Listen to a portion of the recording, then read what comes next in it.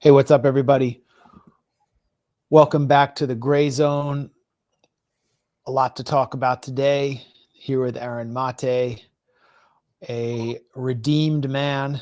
Aaron, welcome to the show. How's it going? Yeah, I'm well.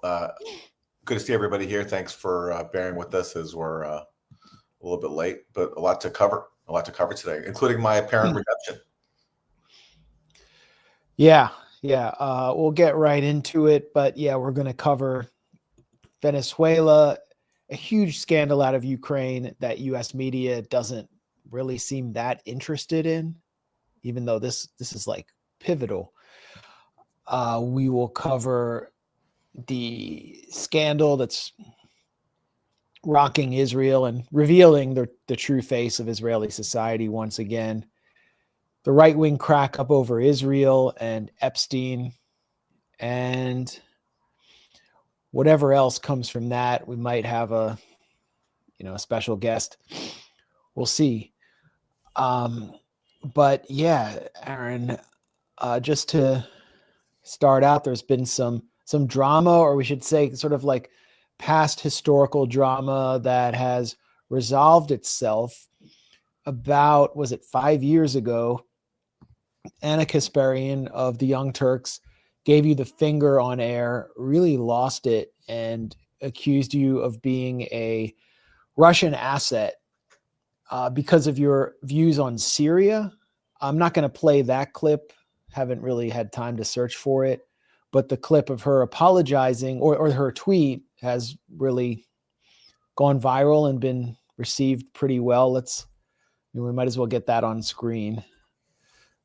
This is something you don't see a lot in media these days, where somebody smears you in the past and then they actually come around and apologize for what they said. And you want to zoom in so we can see it.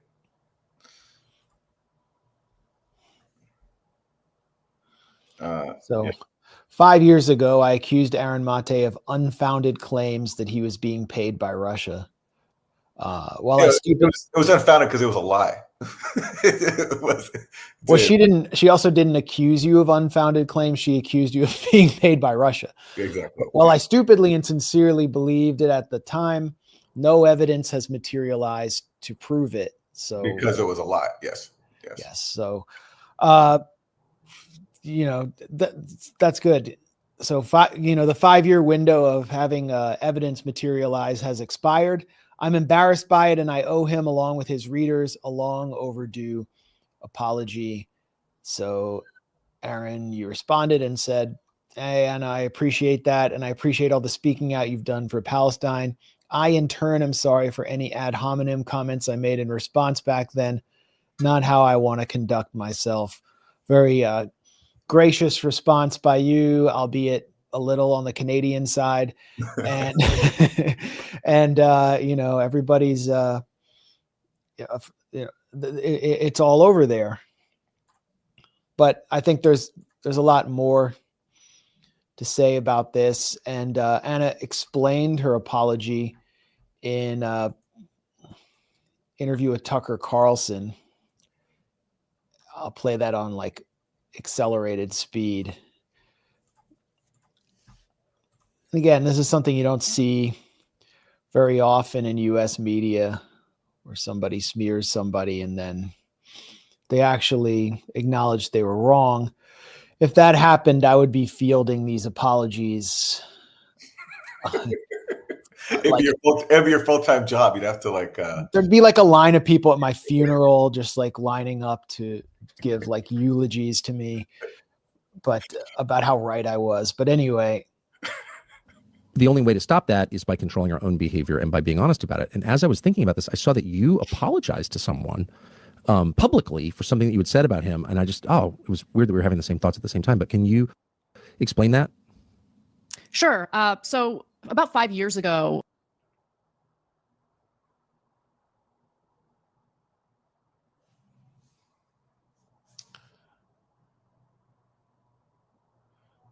Max, I can't hear you. I cannot hear you. Can you hear me now?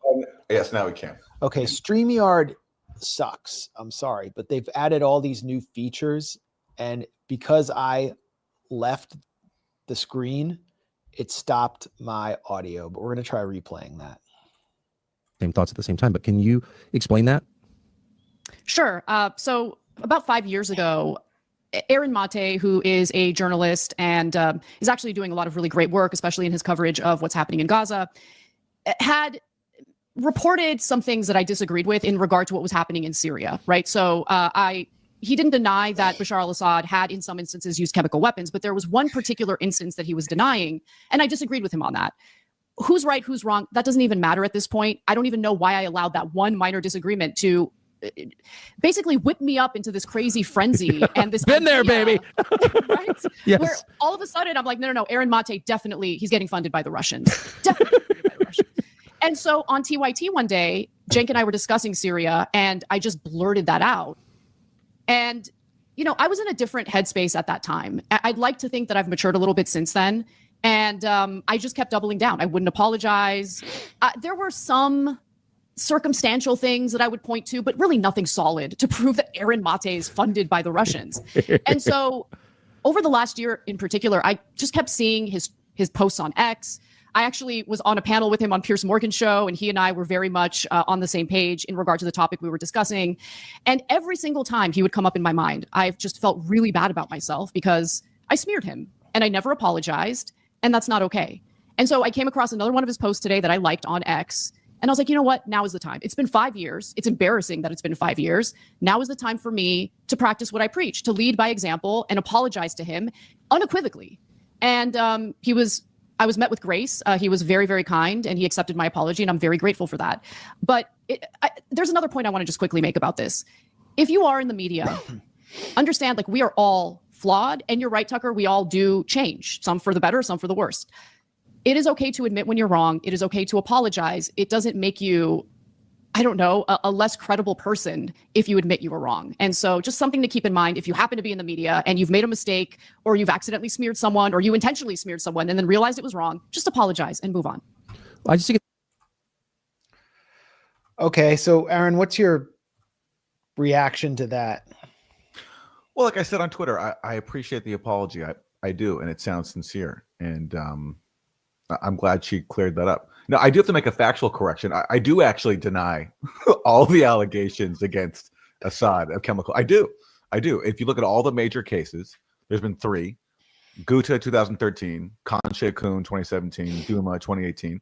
Duma is the one with the OPCW whistleblowers. All of them, I don't think Assad did it. I think the evidence is overwhelming that these were false flags, and these were deceptions pushed by the Western intelligence community. I just think that's absolutely overwhelming, and there's so much evidence to support that, which, you know, we've talked about extensively, and I've written a lot about. In fact, the Grayzone recently had an article about Samantha Power receiving intelligence coming from the Israelis, them really pushing this, which speaks to the forces that were behind all these allegations. So Great piece by Wyatt Reed. Yeah. So anyway, look, just as a factual matter, it's not just Duma that I was talking about, although Duma was where I really got involved, because that's a story with the OPCW leaks where whistleblowers challenged the cover-up of their own investigation. But anyway, so that's just a factual matter. And I have to point out, she talks there about some circumstantial things. Like, I don't know what she's referring to, but again, like, you know, circumstantial can mean something tangible or something baseless. So who knows? It's an ambiguous word. But I mean, look, it's true. I did speak at the UN a few times at the invitation of Russia. That's who you can point to if you want to tie me to Russia. I spoke at the UN Security Council. But she's going, yeah. You know, she went further than that, and it was not like, oh, you know, whatever. He was, you know, his colleague worked for RT or something like that. It was that you were like actually someone who should have been criminally investigated, and they were doing that at the time, and whatever. Now it's all been cleared up. I think there are some larger points to make here. Yeah, I think so too. And I think that's, you know, like, the individual apology isn't as important as I think like the broader lessons. And that is, like, why was it so difficult to be on the left and in independent media and challenge the CIA? And why, when when we would do that during the first Trump term. Yeah, and why would we do that when we didn't go along with Russiagate, when we challenged the Syria dirty war, were we, vilified by some people? And I just think, to me, that speaks to the power of our propaganda system. It enlists people, whether they realize it or not, in buying into narratives that are just wrong, and leads people and incentivizes people to vilify those who are challenging their narratives. And that's a problem on the left. It just is. I mean, the Young Turks were not alone in smearing us and in parroting CIA propaganda. That's a widespread problem. But I at least appreciate that this is a rare case where someone's actually apologized for buying into some of that stuff and taking part in that behavior. So, like I said, I genuinely appreciate the apology. And I do appreciate the stances that she's taken against Zionists and all the heat that she's taken. And perhaps herself being smeared by Zionists and seeing the sort of propaganda tricks that are used there, the consequences you get when you speak out against a dominant narrative. Perhaps that's what led her also to reflect on, her own role in doing that against me. I don't know, but it's not just a matter. It's not just a personal matter at all. This is a broader problem in leftist media that that we've been dealing with for a very long time. Yeah, for sure. It feels like we've passed through this cavalry, this great struggle to tell the truth, and now it's kind of just it's so widely accepted. People on the right are like saying what we said 7 years ago. On a personal note, though, and I know you agree with me on this, Anna's apology is a great first step. You're probably easier to apologize to than Jimmy Dore just because of your chill personality, but she should apologize to Jimmy Dore for trying to destroy his life. And I don't know, maybe apologize to the random, possibly non-existent homeless guy too, in a bid to make the lives of homeless people worse.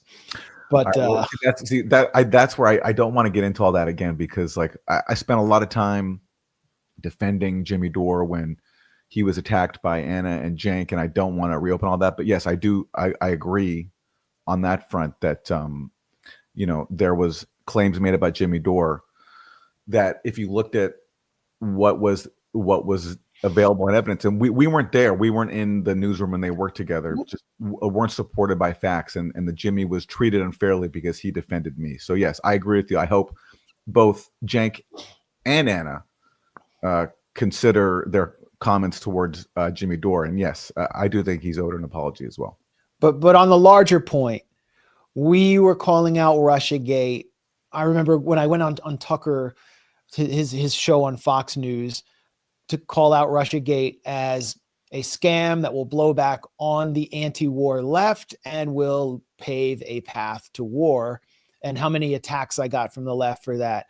The attacks we got from the supposed left on Syria, on the regime change, dirty war in Syria, was out of control. It was actually, I felt like I was more under attack than I currently feel from Zionists.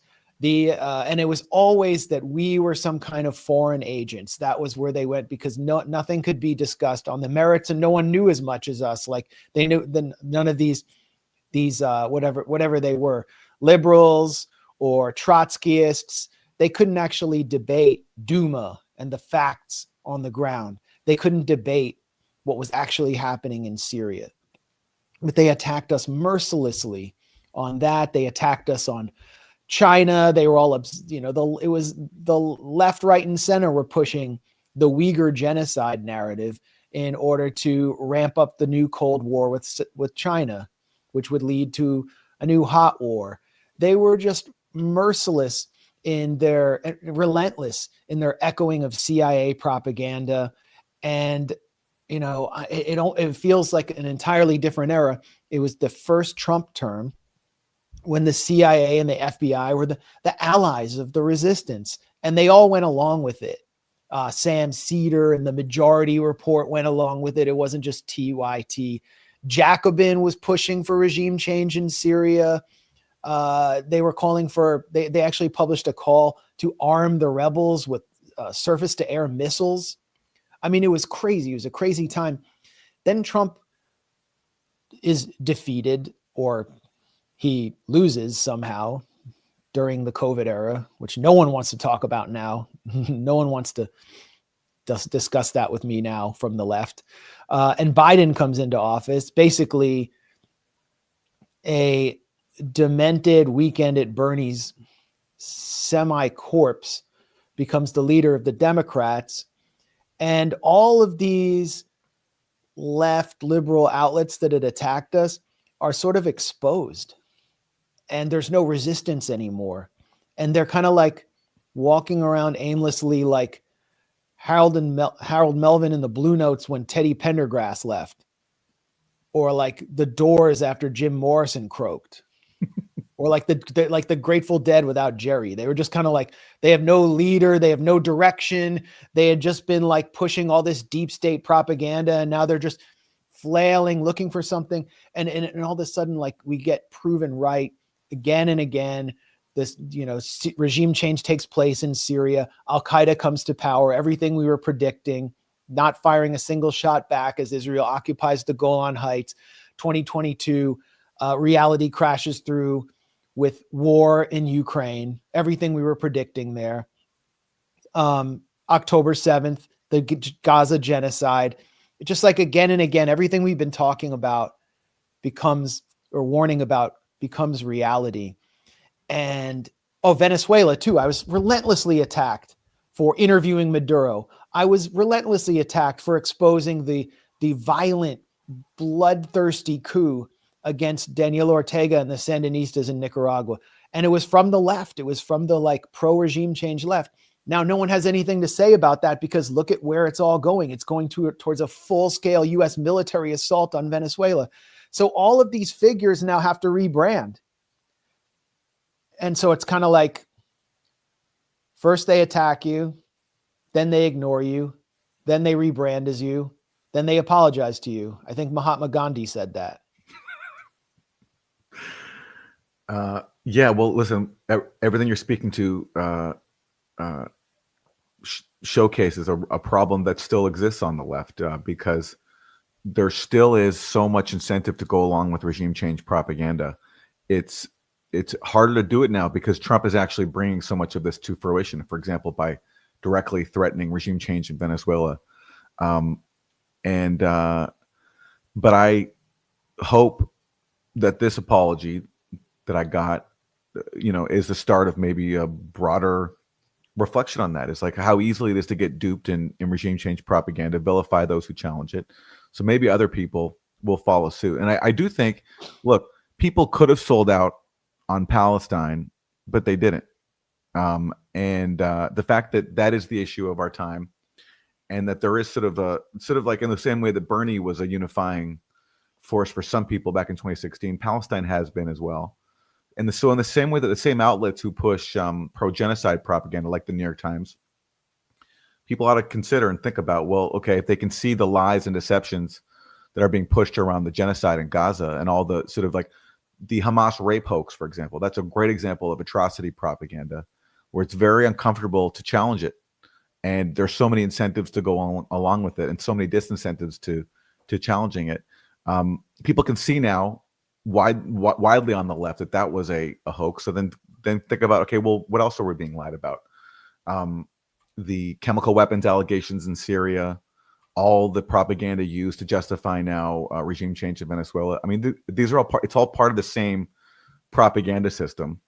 And I'm just trying to think positively here. Maybe there's people can finally wake up now that it's so stark and the lines are so clear. But yeah, listen, everything you're saying is, I agree with you. You've been vilified, especially far more than I have, because you put yourself out there even more than I did on all these other issues, like interviewing Maduro. I remember all the heat you took for that, and as if that was like a bad thing or like an embarrassing thing to interview a vilified foreign leader who was being marked for regime change. And unfortunately, too many progressive outlets have gone along with the regime change propaganda that we're all supposed to be challenging. Jacobin was pushing that too in 2017, 2018. I mean, that they've changed. Everything's changed. So it's kind of like, I don't want to play like ultra politics, ultra left politics, or try to pummel people or institutions that were wrong. I think the important thing is they get it right now, and they understand that, the Gaza genocide, yes, it's the moral test of our time. But once you've passed that test, you have to see the big picture. Yep. The same system that's pushing NATO forces onto Russia's borders, encircling China, that toppled the government in Syria, that's pushing war with Iran, is the system that reduced Gaza to rubble. And so you can't disconnect the two. It's the imperial transatlantic system. And so once you see it that way, then that's fine. And all is forgiven. And even there, but look, even if you don't, adopt our political analysis of the world, right? Which I don't care whether or not someone adopts that or not. What I care about, though, is if you're in journalism, do you care about facts or not? And do you care about having a substantive discussion of the issues? And as you said at the beginning, there was such hostility to having a substantive discussion of the facts. Like the OPCW story, that's a great story. There's leaked documents from the world's top chemical weapons watchdog alleging a cover-up. I'm like, I think they show a cover-up, but at the very minimum, they allege a cover-up. So why was there such disinterest in looking at the facts of that story and having a serious discussion about it? It's because it challenged propaganda that people just weren't ready to challenge, and they didn't want to believe that this narrative that Assad gasses on people could not be true. So in that case, we were either vilified for reporting on it or just widely ignored. Same with the Russian interference. Like, why was it so hard to challenge even that? Such a benign story, relative, because even if it's true, who cares if Russia steals some emails? But yet, if you challenge that one also, it was considered heresy. Why? Because we don't believe that Russia took some emails and gave them to Julian Assange. It just that's the part that I really want to see changed. Is this like a hostility to the job of fact gathering? Honestly, because that's what we're all supposed to be in this for, is to gather facts. I mean, if you're not doing that, then there's no point in working in journalism. So that's where I think we should start, and look at all the reporting that Anya did in Venezuela, and how just a lot of people just didn't want to hear that, like the theft of Venezuela's oil company. That's a story that just did not get a lot of play among the U.S. left. And why? I mean, it's like, factually, these are solid stories, and also they're really important. But there's some sort of aversion to that. There's only so far some people are willing to go, and that's a trend that I hope is reversed. Well, it's been reversed. I don't know if what the left is anymore, but yeah, it's over. I mean, like, I just don't see anything anymore advancing imperial narratives from the progressive grassroots left, and the right's done with it. I just did like an hour-long interview with Alex Jones today, where he just let me completely cut loose on Trump, on all the lies that Trump is pushing on Venezuela, on Iran, on it just laying into Israel. They're still, you can see they're sort of uncomfortable about challenging Zionism itself, but I'm able to get the mic and say whatever I want on these, I guess you could call them America First or MAGA podcasts. They're just done with it. They're done with the kind of conservative incorporated politics. So it's over. Now we're kind of in it doesn't feel right now necessarily like left-right struggle. It just feels like there's these two siloed political movements or constituencies which have cultural differences, who are at war or being crushed by the donor class that controls both parties, which are their only options. And you're going to see more of a civil war play out over Israel-Palestine within the Democratic Party once the presidential primary rolls around, and you see how few choices there are now. This is taking place just because Trump is in power, but we're going to cover that a little bit later. I want to get into Venezuela right now because Defense Secretary and Trump administration DUI hire Pete Hegseth has announced Operation Southern Spear, which means the USS Gerald Ford is now in the zone of operation in the Caribbean. This is the largest U.S. aircraft carrier, and it's joining an entire battle fleet with nuclear submarines, destroyers. B-52s are able to launch from Puerto Rico, and there are drills taking place in Trinidad and Tobago. And here's Lindsey Graham attempting to sell the war to the American public. This is basically how the war is being sold to the American public. And I guess I have to zoom in here. Yes, you do. I have to zoom in to see it myself. Should I do it in Lindsey Graham's voice? This is Lindsey Graham. Let me have a glass of rosé real quick.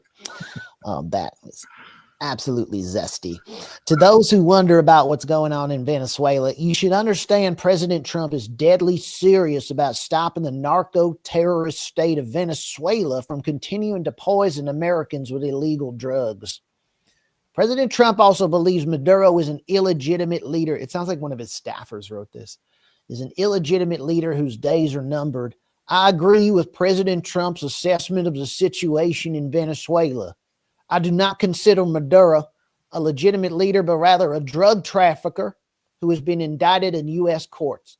Bush 41 took Panamanian leader Noriega down under similar circumstances. There is a drug caliphate in our backyard that includes Venezuela, Colombia, and Cuba. I'm very glad President Trump is dedicated to ending this reign of terror. The sooner Maduro leaves, the better for the people of Venezuela and the United States.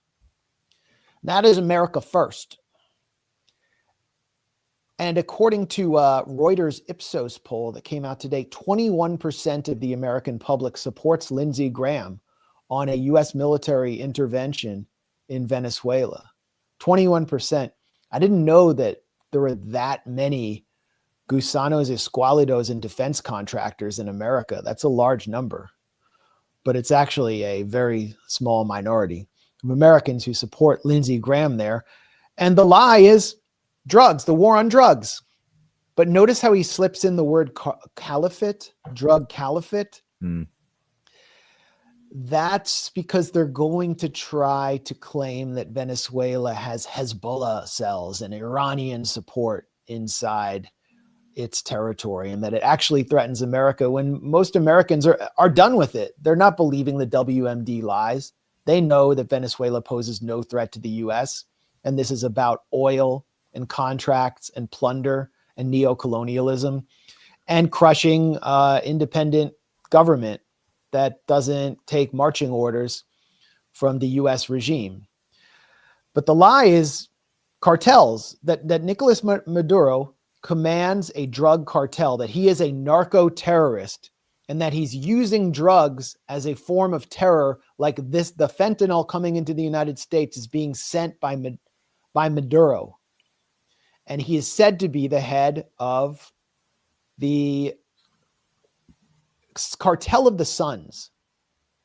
That's the designation that was issued by the Department of Justice under former CIA operative William Barr, who was Attorney General in the first Trump term, to put a bounty over the head of Nicolas Maduro for $15 million. It's now $50 million now, or 25, or I think it's 50. Yeah, they doubled it. Yeah. The Cartel of the Suns does not exist. It's such a gigantic lie. Why hasn't there been like any, it doesn't seem like mainstream media, like the Washington Post, New York Times, they don't seem that excited about this war as they have in the past, although they've helped vilify Venezuela and vilify the Bolivarian Revolution in Venezuela and kind of created momentum for this war. They don't seem that excited about it. But none of them have invested any journalistic energy into exploring the lies that are underpinning this intervention. And the big lie is the cartel of the Suns, which, I mean, we've exposed it before. We've talked about this before, but I just want to just keep highlighting this.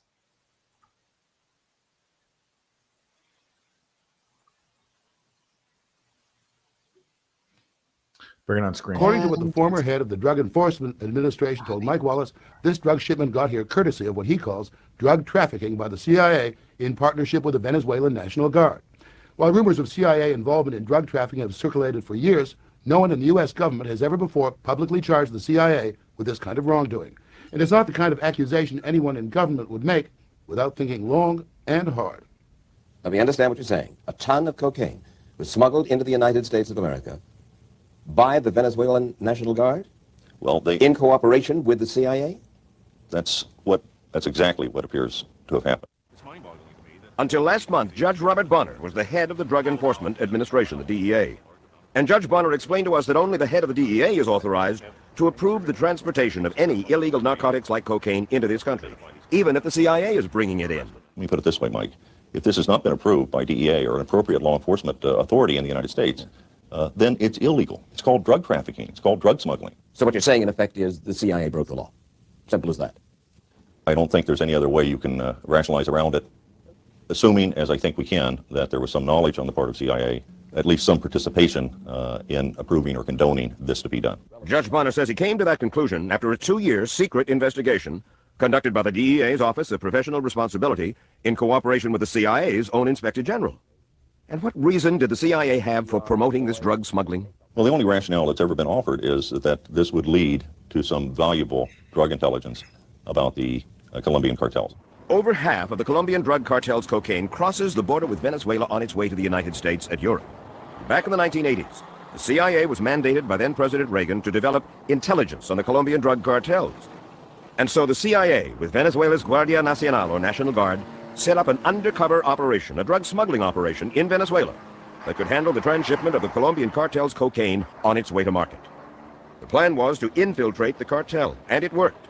For the CIA National Guard undercover operation quickly accumulated this cocaine, over 1.5 tons, that was smuggled from Colombia into Venezuela inside these trucks, and then was stored here at the CIA-financed Counter-Narcotics Intelligence Center in Caracas. The center's commander and the CIA's man in Venezuela was National Guard General Ramon Guillén Dávila. I tried to work together with them. All right, well, it goes on for a while. Ramon Guillén Dávila, let's go back there real quick. Hold on. The center's commander. You see, this is Ramon Guillén Dávila, and he's wearing a patch that has a sun on it on one of his arms. That was the symbol, something that officers in the Venezuelan National Guard wore. This is all before Hugo Chavez. This is before Chavez came into power. This is under the pro-US government before Chavez. This report, I think, is from 1993 by Mike Wallace, when 60 Minutes sometimes reported on the CIA, not on behalf of the CIA. Guillén was the main CIA asset in the Venezuelan National Guard. And they created this cartel in order to ship drugs into the United States, supposedly for intelligence purposes. And they gave the name Cartel of the Suns to this cartel simply because of the patches that these pre-Chavez National Guard members wore. So the whole Cartel of the Suns thing it's something that was created by the CIA to poison America. I mean, where did that 22 tons of cocaine they shipped into the US go? It went up the noses of Americans. And now it's just been rehabilitated in order to target Venezuela so that they could justify potential decapitation strikes against Nicolas Maduro, to just like kill their leaders, pull a Noriega operation. So it's a gigantic lie. It's a WMD level lie that actually, if the US media would tell the truth, would remind Americans how the CIA poisoned our own society in the 80s and 90s. Well, that's what I wanted to say about this. Is that this does speak to how much sort of contempt the Trump administration people have for the media, or at least how easily they feel that they can dupe the media, because they're so lazy with this propaganda that they're recycling a cartel that the CIA used to work with to now push this regime change campaign against Maduro by falsely claiming he's the head of that cartel. And they can trust that the U.S. media just won't fact check them on it.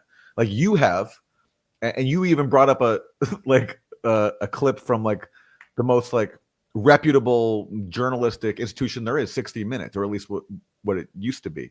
And yet still this doesn't penetrate, right? A mass audience has not seen this and doesn't know this. There was reporting on the fact that Tulsi Gabbard basically ousted intelligence analysts who contradicted the Trump administration's claims, right? I mean, that's been reported. Yeah, this is on the other big lie, which is that Maduro controls a criminal gang called Tren de Aragua and has used migrants to invade the United States in order to attack America through a migrant wave. When we all know the migrant waves were created by U.S. sanctions to destroy Venezuela's oil sector, which impoverished the population of Venezuela.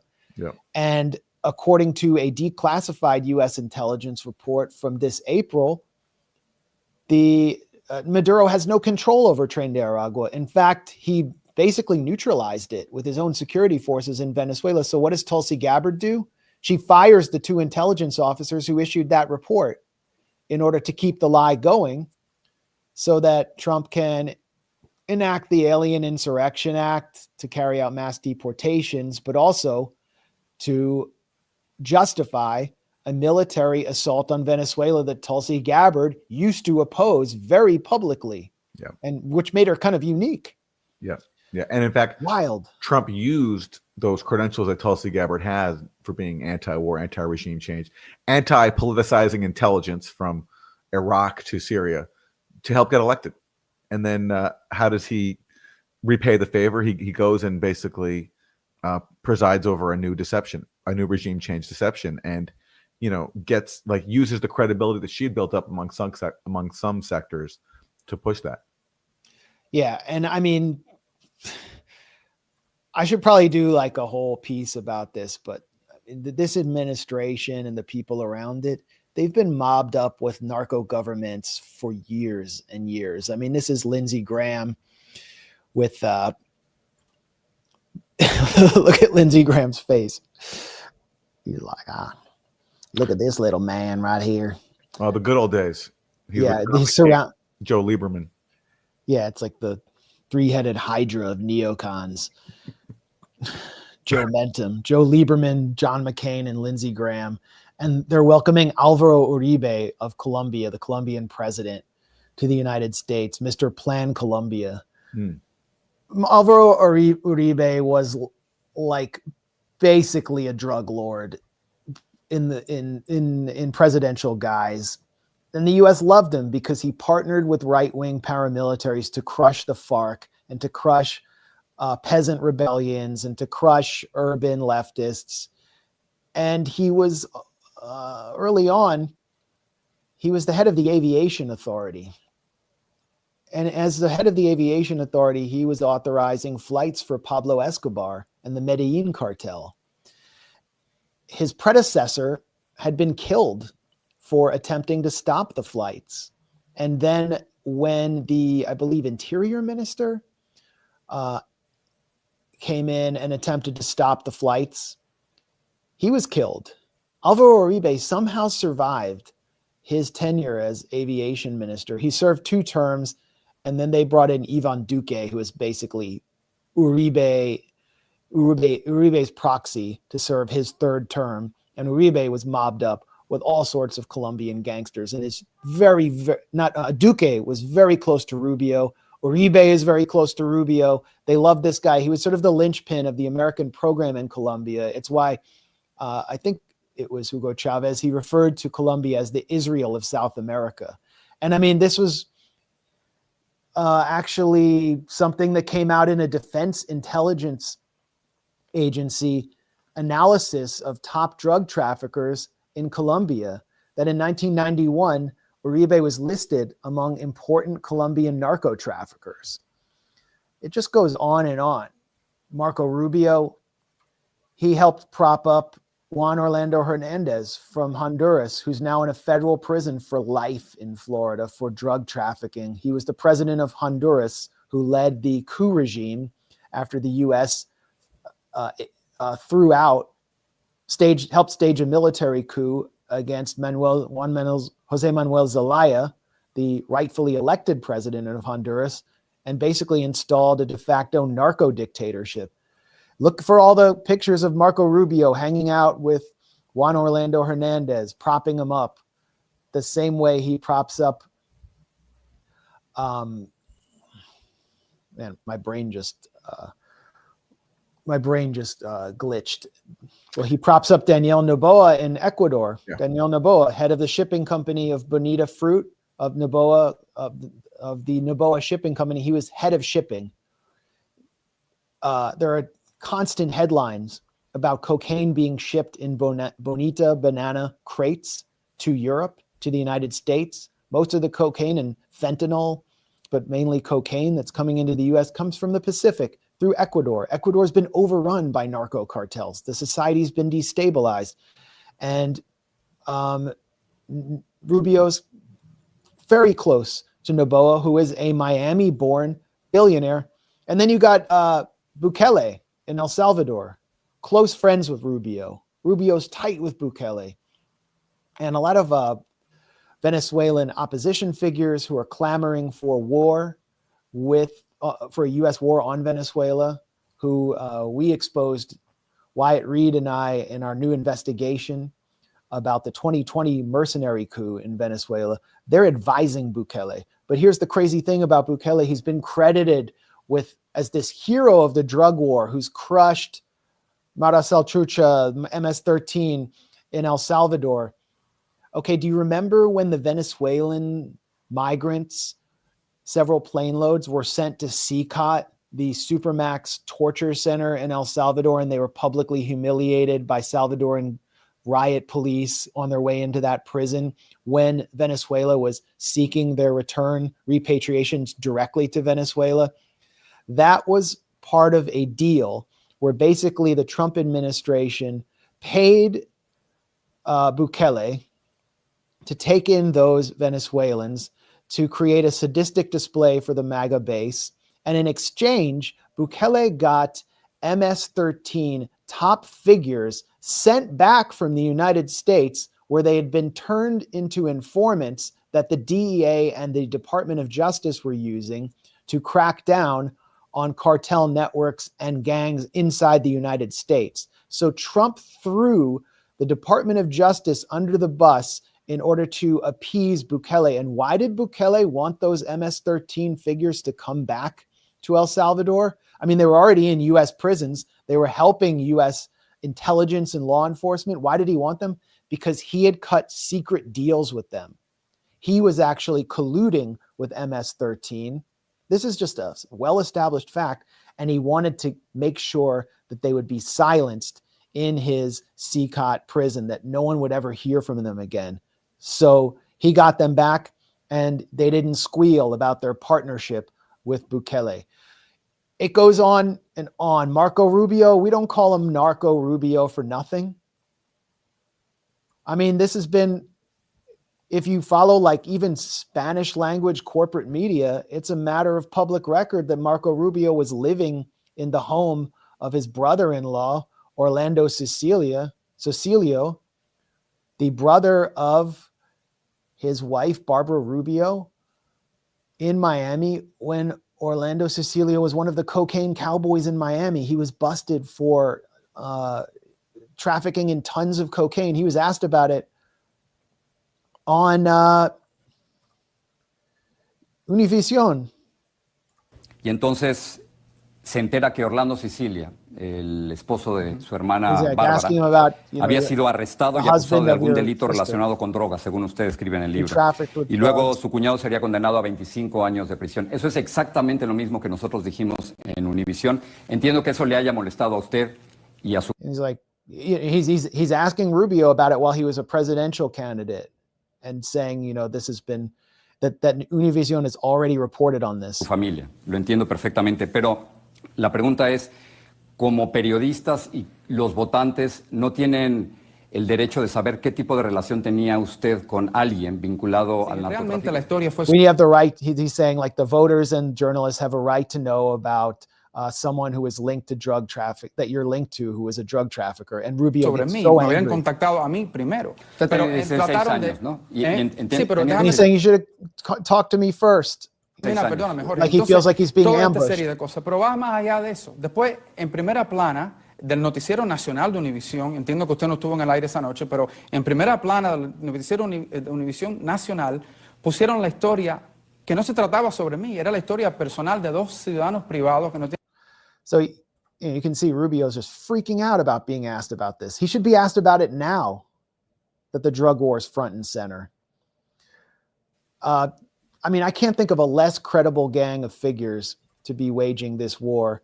And look at who's going to come into power. It's going to be a literal corporate whore. I mean, I don't use that term just as a way of denigrating Maria Corina Machado, but because of what she's saying. She's basically declaring before a Miami business conference at the Adam Smith Center for Economic Freedom, which is where Juan Guaido is a professor, that she's going to whore out Venezuela to multinational corporations if she rides to power on the back of a tank.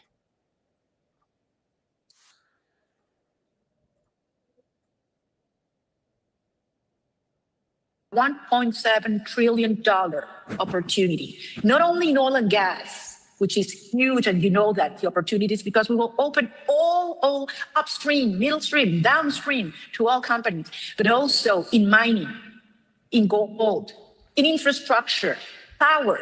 We have our grid right now has a 17 gigawatt opportunity of energy potential that needs to be rehabbed, certainly for technology and AI. She looks crazy.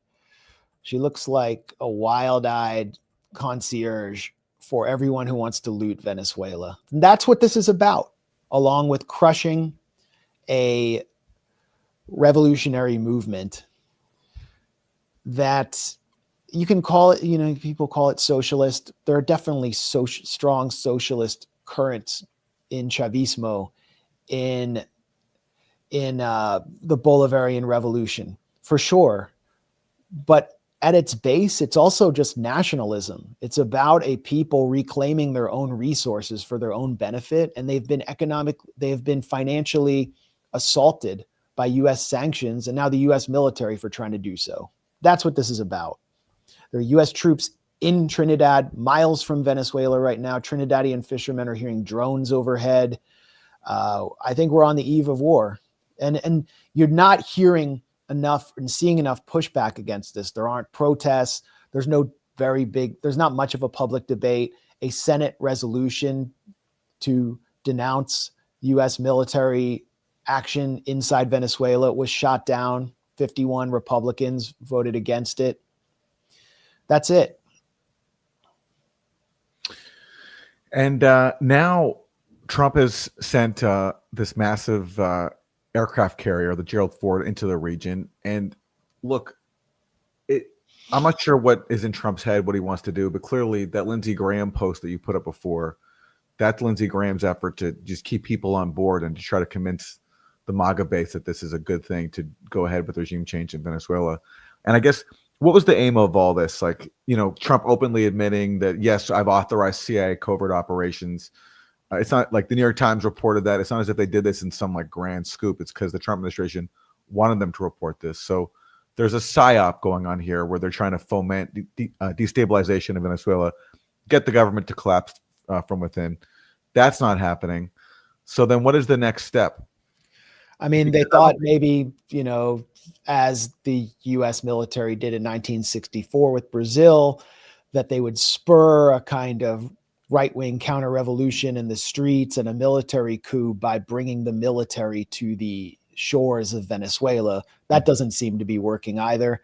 And now that's why Lindsey Graham brought up the Noriega option, to actually go in and and kidnap Nicolas Maduro, which would be pretty difficult to do considering the multi-layered defenses of Caracas. I mean, Caracas does have air defenses surrounding it. It does have layers of military defense, as well as the popular mobilization of the colectivos.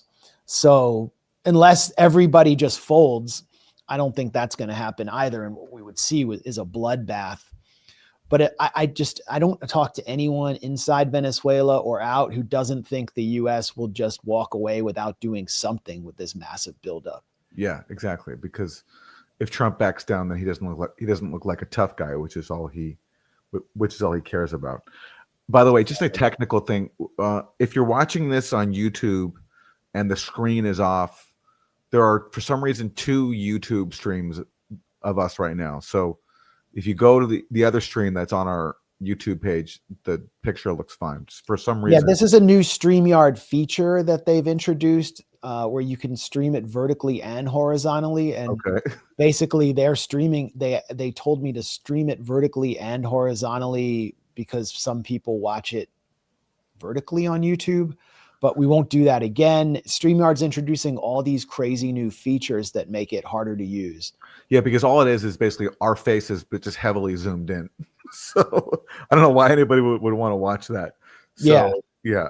I don't have, I guess I should have worn makeup for that. Yeah. But anyway, so my face is melting like a candle. Yeah.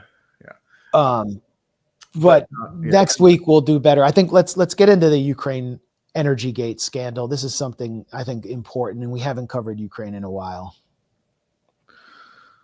So basically in Ukraine, Zelensky's facing his biggest corruption scandal to date. His allies at the state-owned nuclear energy company, close allies, someone who basically helped bankroll his whole operation, is accused of operating a kickback scheme for in the energy sector worth more than $100 million in kickbacks. And this comes at a time when Ukrainians, because of increased Russian attacks on Ukraine's energy infrastructure, are having to go more and more without heat and power. And so this isn't, and right as, we're entering into winter.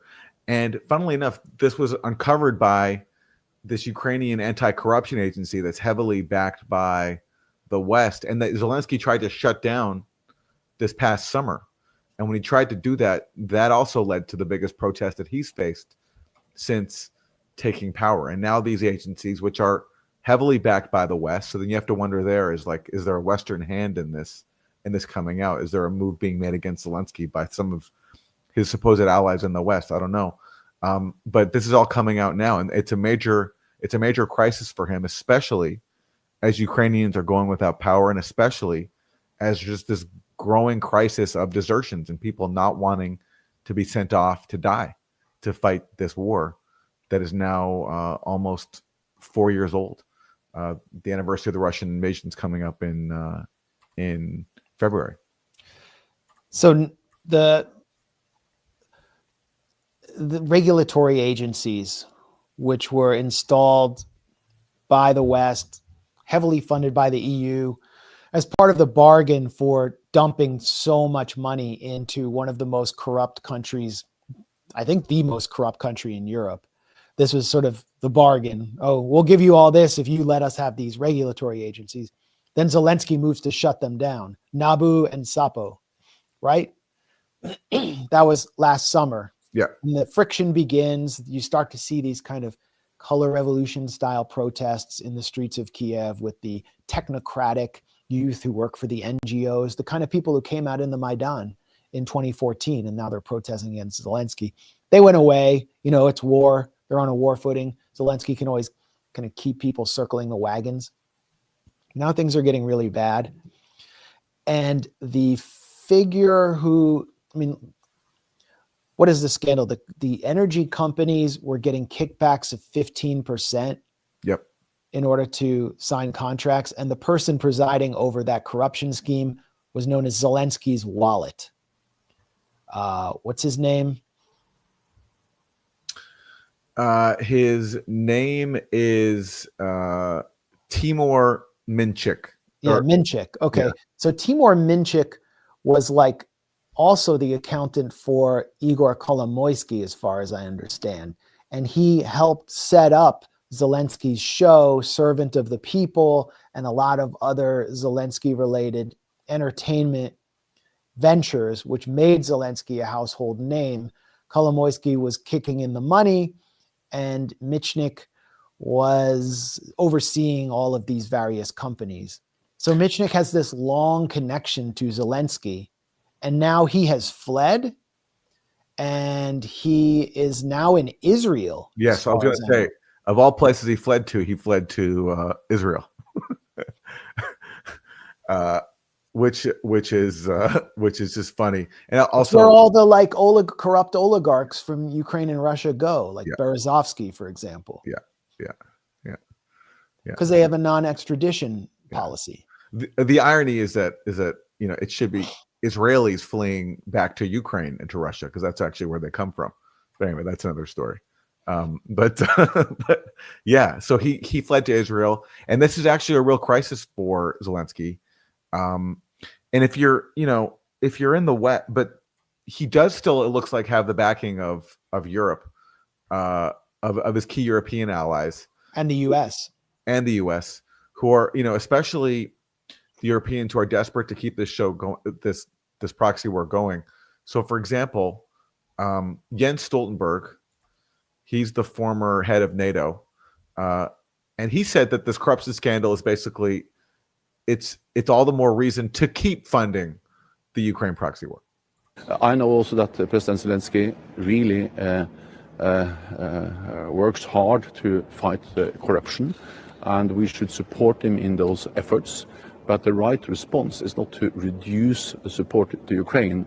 The right response is to continue to provide substantial economic and military support to Ukraine, and then help them in fighting corruption, because it's urgent and it's important for us that Ukraine succeeds in stopping the Russian aggression.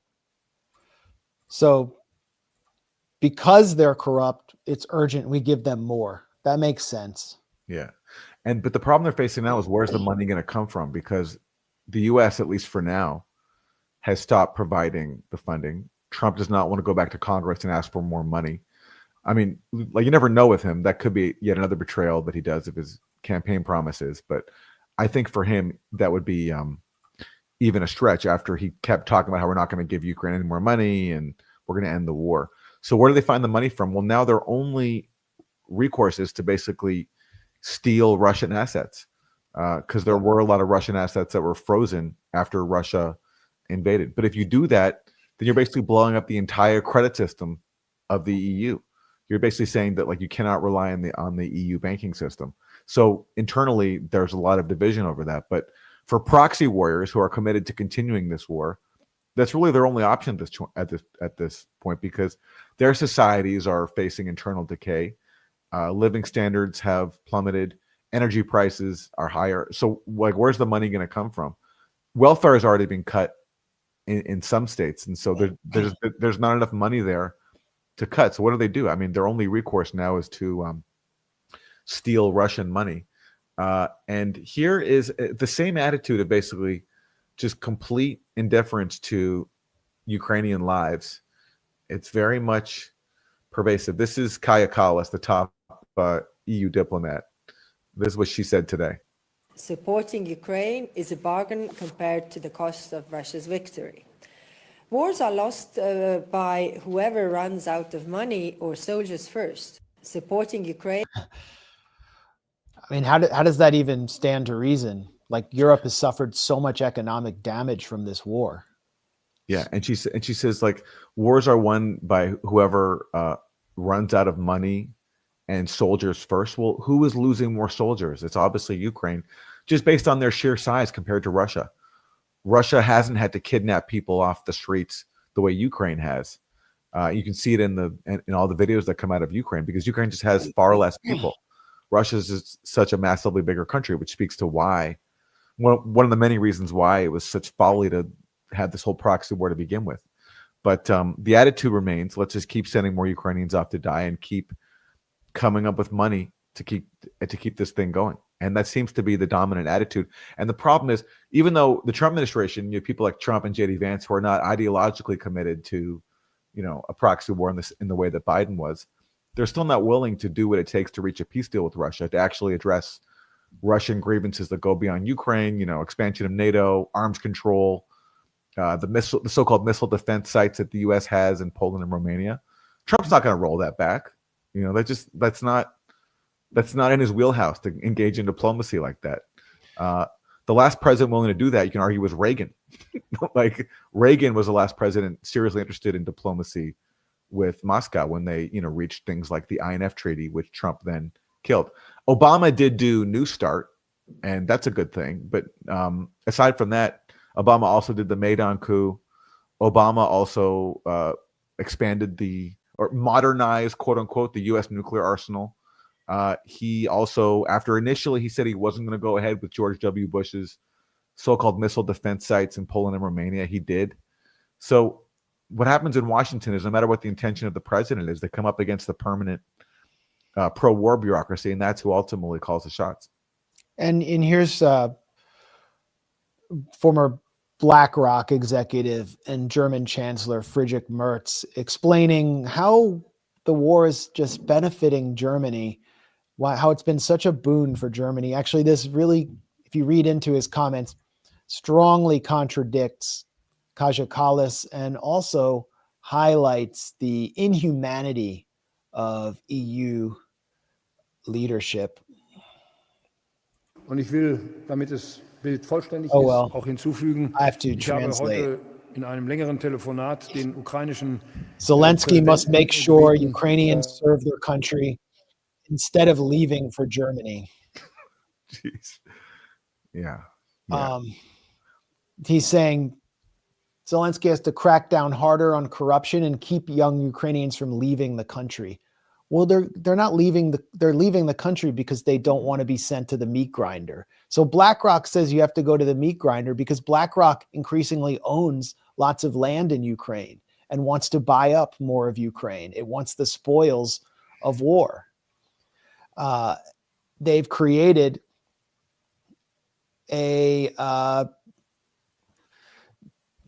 they've created an impossible situation for themselves where they have to shoulder the burden of inevitable migration while keeping the war going. These people are insane. And at the same time, it's Merz who will profit, not the average German, particularly German less skilled laborers who are being pushed out of their jobs in competition with Ukrainians who are willing to work for less, who are working lots of like Uber type jobs in places like Poland.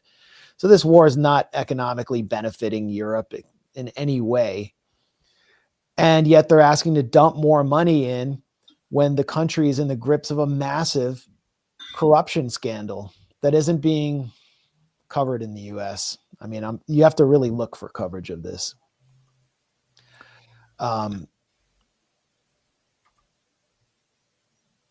It's just so like, where is all this going? It just means this war continues and Russia is going to take more territory.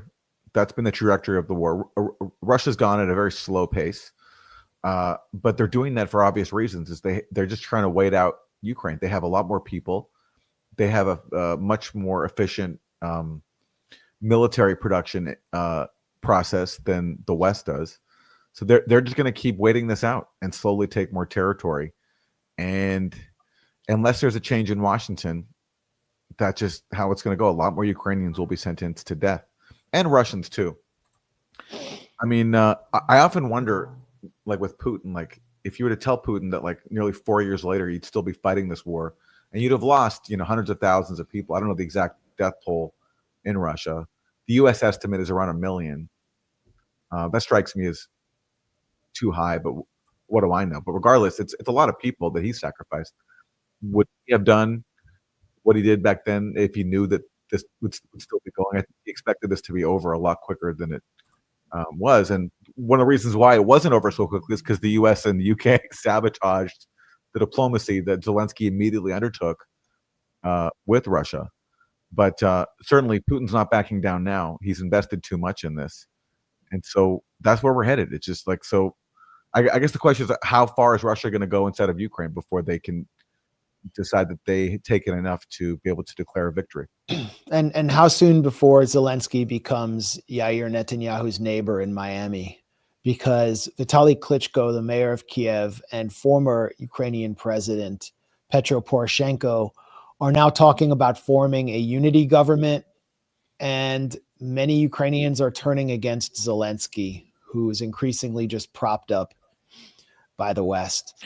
Well, the irony there is that Klitschko was part of an agreement to have a unity government with Yanukovych back in February 2014. There was a power sharing deal that would have kept Yanukovych in power under reduced authority, have early elections, and Klitschko agreed to that. He was one of the more sort of moderate Maidan leaders, but the hard right element of the Maidan, the ultra nationalists, the neo-Nazis, the fascists, whatever you want to call them, they sabotaged that. And they did that with U.S. backing, because the U.S. immediately, after blessing this power sharing deal, after the coup happened with, on the strength of the hard right, the ultra nationalists, the U.S. immediately welcomed the coup and said that this was a great thing. So, it's funny how this, and of course, what was the main impetus, or what was the initial spark for the Maidan, along with Yanukovych along with him delaying signing the EU trade pact, because he didn't actually outright reject it. He just delayed signing because he wanted better terms. It was corruption. People were upset about corruption. And now you have Zelensky, who took power on the strength, or at least, who took power after, was elected in an election that happened after that coup. Now he's facing massive corruption charges. And so it all underscores that all of this could have been avoided had simply the ultranationalists in Ukraine and their Western backers been willing to respect agreements that had already been made, the Minsk Accords, and then the power sharing agreement that would have left Yanukovych in power for just a little bit longer under reduced authorities. Well, we'll keep following this. I think we should cover another really shining example of the power of democracy promotion in Syria, as the Al-Qaeda leader formerly known as Ahmad Al-Jolani, Abu Muhammad Jolani, is now Ahmad Al-Sharaa and meeting with Donald Trump in the White House and being hosted for friendly interviews on Fox News. Here's a look at, takes me forever to get things on screen because of the new StreamYard. Here's a look at Ahmad Al-Sharaa's visit to the White House. It was really here. He's looking Reagan-esque here. In front of a portrait of Reagan. In front of a portrait of Reagan in the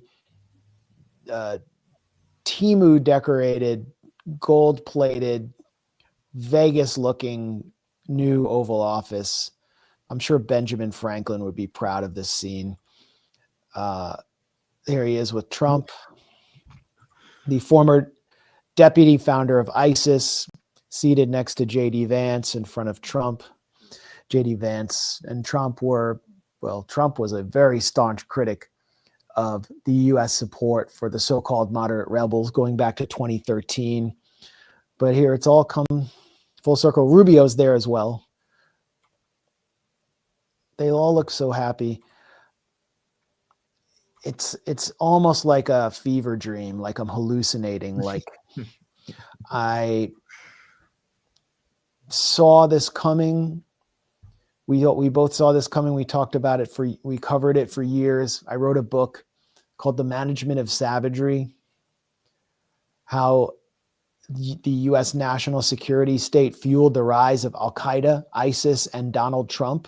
And now the founder of Al-Qaeda in Syria and former deputy founder of ISIS is having a meeting in the Oval Office with Donald Trump. I mean, I can't think of more confirmation of the thesis of my book, for which I was mercilessly attacked again and again. I was just blocked after being booked to do my book launch at the main political bookstore in Washington, D.C., Politics and Prose. They canceled my talk. The windows of their bookstore were smashed for hosting me. And now reality comes crashing through again. The US has been supporting jihadists around the world in order to weaken their geopolitical foes, starting in 1979, at least in Afghanistan. And this is the continuation or the culmination of that program. They toppled an independent government, the last strong or fairly strong independent Arab government, which was not subservient to the IMF and which had alliances with Russia and Iran and countries across the world that were not in line with the US regime, but which had also sought relations with the US, which the US rejected. And they toppled that government and now have a friendly government led by the former leader of Al-Qaeda. And Trump is spraying perfume on that figure in the White House, literally spraying perfume on him. It's iconic. Sorry, I can't get anything on screen because of StreamYard today. This is men's fragrance. Yeah. This is no. It's the best fragrance. Come here, man. I have more here, sir. Okay. So what we'll do is just take that, Joe, put it in, and then the other one is for your wife. How many ones? You guys never know, right? You never know. أنا أرسلت له هدايا فيها شيء أثري قديم، أول أبجدية صارت في لعبة التاريخ، أول ختم أيضا صار في التاريخ، أول نوتة موسيقية، أول تعريف الجمهورية أيضا صارت في العالم. That was made in the world. Very good. هي نسخة عن أشياء أثرية موجودة هنا. This is the freedom that Syrians fought for, is to get Trump perfume sprayed on them by the president as they and like, why is he there? He's there because he's coming to Washington to, beg the remaining holdouts in Congress to lift the sanctions that helped destroy Syria and help put him in power. That's really was the main point of his visit, along to, help market him to the U.S. public. But, like, one of my takeaways from your book, The Management of Savagery, is that Trump actually benefits politically from demonizing migrants that are caused by our regime change wars, including in Syria. That does help fuel the rise of sort of chauvinist nationalists like him. And he also, spreads Islamophobia in his public rhetoric. But when you have the literal founder of Al-Qaeda in Syria now being willing to act inside of U.S. control, as opposed to the previous Syrian government, now all of a sudden he's welcomed with a friendly reception in the White House. So it's, Islamophobia is wielded by politicians like Trump to gain power. But when literally an Al-Qaeda leader can serve U.S. interests, he's given a very friendly reception. And serve Israeli interests. And serve Israeli interests too, of course, yeah. I mean, they're clearly angling for Syria to join the Epstein Accords, also known as the Abraham Accords. Yeah. But even if Syria doesn't formally join, because that just might be too... that just might be too obvious a sellout I mean, even if Syria doesn't even, they've already de facto joined, in the sense that they've weakened the axis that resists Israel. Syria was a critical land bridge for Hezbollah to receive arms from Iran in fighting back against Israel. And that's not happening anymore, obviously. So even if Syria doesn't even formally join the Epstein Accords, you should call it, it doesn't matter, because they're already effectively a de facto member. The the Pentagon has announced a de facto military base in Damascus, which will clearly be used against Iran and against the popular mobilization units in Iraq, and as a tripwire to trigger war. The Israeli military has advanced to the suburbs of Damascus and has received no resistance.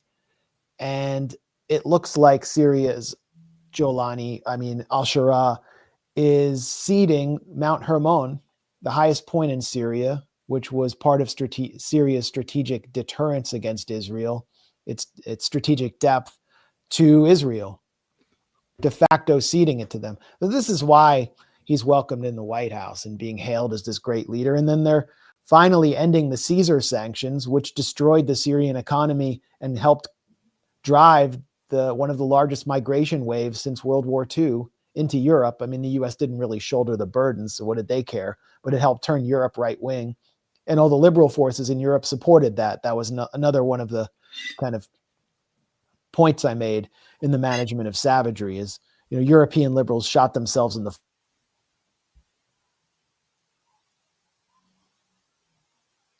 was just muted against my will.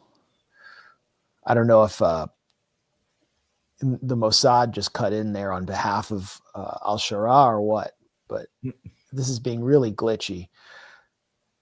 And the Syrian business class had a big meeting in DC, a really bizarre event. I think this was in DC. And I mean, you can see it's a very similar to the agenda in Venezuela, where there is a class of, you could call them bourgeoisie, who want to benefit from regime change and are seeking contracts. Now that the Caesar sanctions are gone, this is like a class of people, a class element that was ejected from Syria or left when their land was expropriated in order to redistribute land to reduce poverty among rural farmers in Syria by Hafez al-Assad. And this element used the Syrian Muslim Brotherhood kind of as a battering ram, even though most of them were secular, in order to try to destroy the Assad government and the Syrian state from within so they could come back into power and exploit Syria and go back to the old ways, the good old days, when inequality was much more extreme in Syria. And they were willing to destroy the Syrian economy through the Caesar sanctions. And you'll see one of the key figures, architects of the Caesar sanctions, Muaz Mustafa, the guy who brought John McCain on his illegal trip into Syria, jump up with excitement in the middle of this video. It was, by the way, this was tweeted by Charles Lister, who is basically like the DC lobbyist for the Syrian branch of Al-Qaeda for several years, and is like, it feels like he's unofficially working for Al-Sharaa. More good evening, Mr. President. Good evening, Tom Barak. We're from the Syrian Jewish community. As Mr. Barak said, from the very beginning of the liberation, we went to the White House, State Department, and Congress. We advocated and told them the sanctions must be lifted. Yay. And there's Muaz Mustafa right there clapping. And he's recruited these few Syrian Jewish figures to kind of like pose for pictures with Al-Sharaa in order to kosher him before the Israel lobby and many of the powerful Zionist forces that surround Donald Trump. At the State Department, they said, who are you to ask for the sanctions to be lifted? I told them, this is for the Syrian people.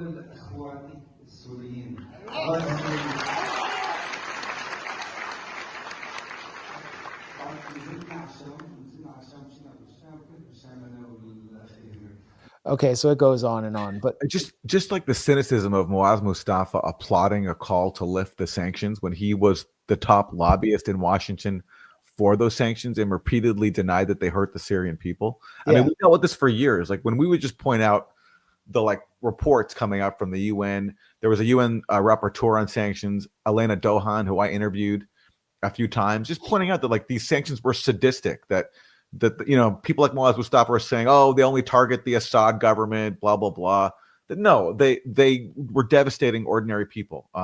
Trump officials would brag that they exacerbated food and fuel shortages for everyday Syrians. That's a direct quote from some Trump officials in foreign affairs from a few years ago. So people like Muaz Mustafa would deny that, claim that all this was against the government. As soon as the job is done, the dirty war succeeds, the regime is overthrown. Now all of a sudden the sanctions are horrible, they have to go. And it just speaks to the cynicism of this whole enterprise. And it's why, like, whatever you thought about the Assad government, and I've met so many Syrians who have so many grievances, and it's like, to me, like, that wasn't my business. That's for Syrians to take care of. It wasn't our business to impose. Nobody in Syria voted for the US government, for Joe Biden, Donald Trump, to decide whether or not they can have an economy, whether or not they can afford bread, whether or not they can afford or even have access to fuel. Because one of the things that the U.S. and Israel did is literally they would bomb oil tankers trying to bring oil from Iran to Syria. They would literally bomb them. Israel did that hundreds of times. It's not our business whether or not Syrians can eat, and we have no right to impose these sanctions. Whatever people inside Syria think of their own government, it's completely not our business. And you can see now the job has been achieved. Now all of a sudden we can acknowledge that the sanctions hurt ordinary Syrians, which is the same playbook in Venezuela too. The whole point is to make the people suffer enough so that they turn against their government, which we don't like because they're outside of our control. It's the exact same playbook over and over. And just one last point about this seemingly bizarre but actually fitting spectacle is the Fox News interview with Ahmad Al-Sharaa. We don't need to play it. He's asked about 9/11, and he said, well, I had nothing to do with it. I was a teenager at the time. I wasn't like one of the dancing Israelis or whatever. I didn't dance there. We don't know his opinion on it. Whatever. This is just like a week after Fox turned the Islamophobia up to 11 over Zoran Mamdani, who was campaigning in like Chelsea in gay clubs. He was like, turn it, let's get turned up for my election in like gay nightclubs. And they're saying he's going to bring jihadism, like really? Sharia law to New York. It's going to be a communist jihadist takeover. Like the guy drinks with his wife, I'm sure, who's like this bohemian Brooklyn Bushwick Syrian artist. Like he's one of the most secular guys you can imagine. And Fox News was predicting that ISIS would take over New York. And then they welcomed the deputy founder of ISIS into their studio for a friendly interview. It just speaks to how Islamophobia doesn't actually exist in any real solid space. It's completely fungible and something that could be turned on and off to serve imperial imperatives. And that's why and that no one has any principles at Fox News at all. No one has any principles around Trump Incorporated. It's all about transactional empire.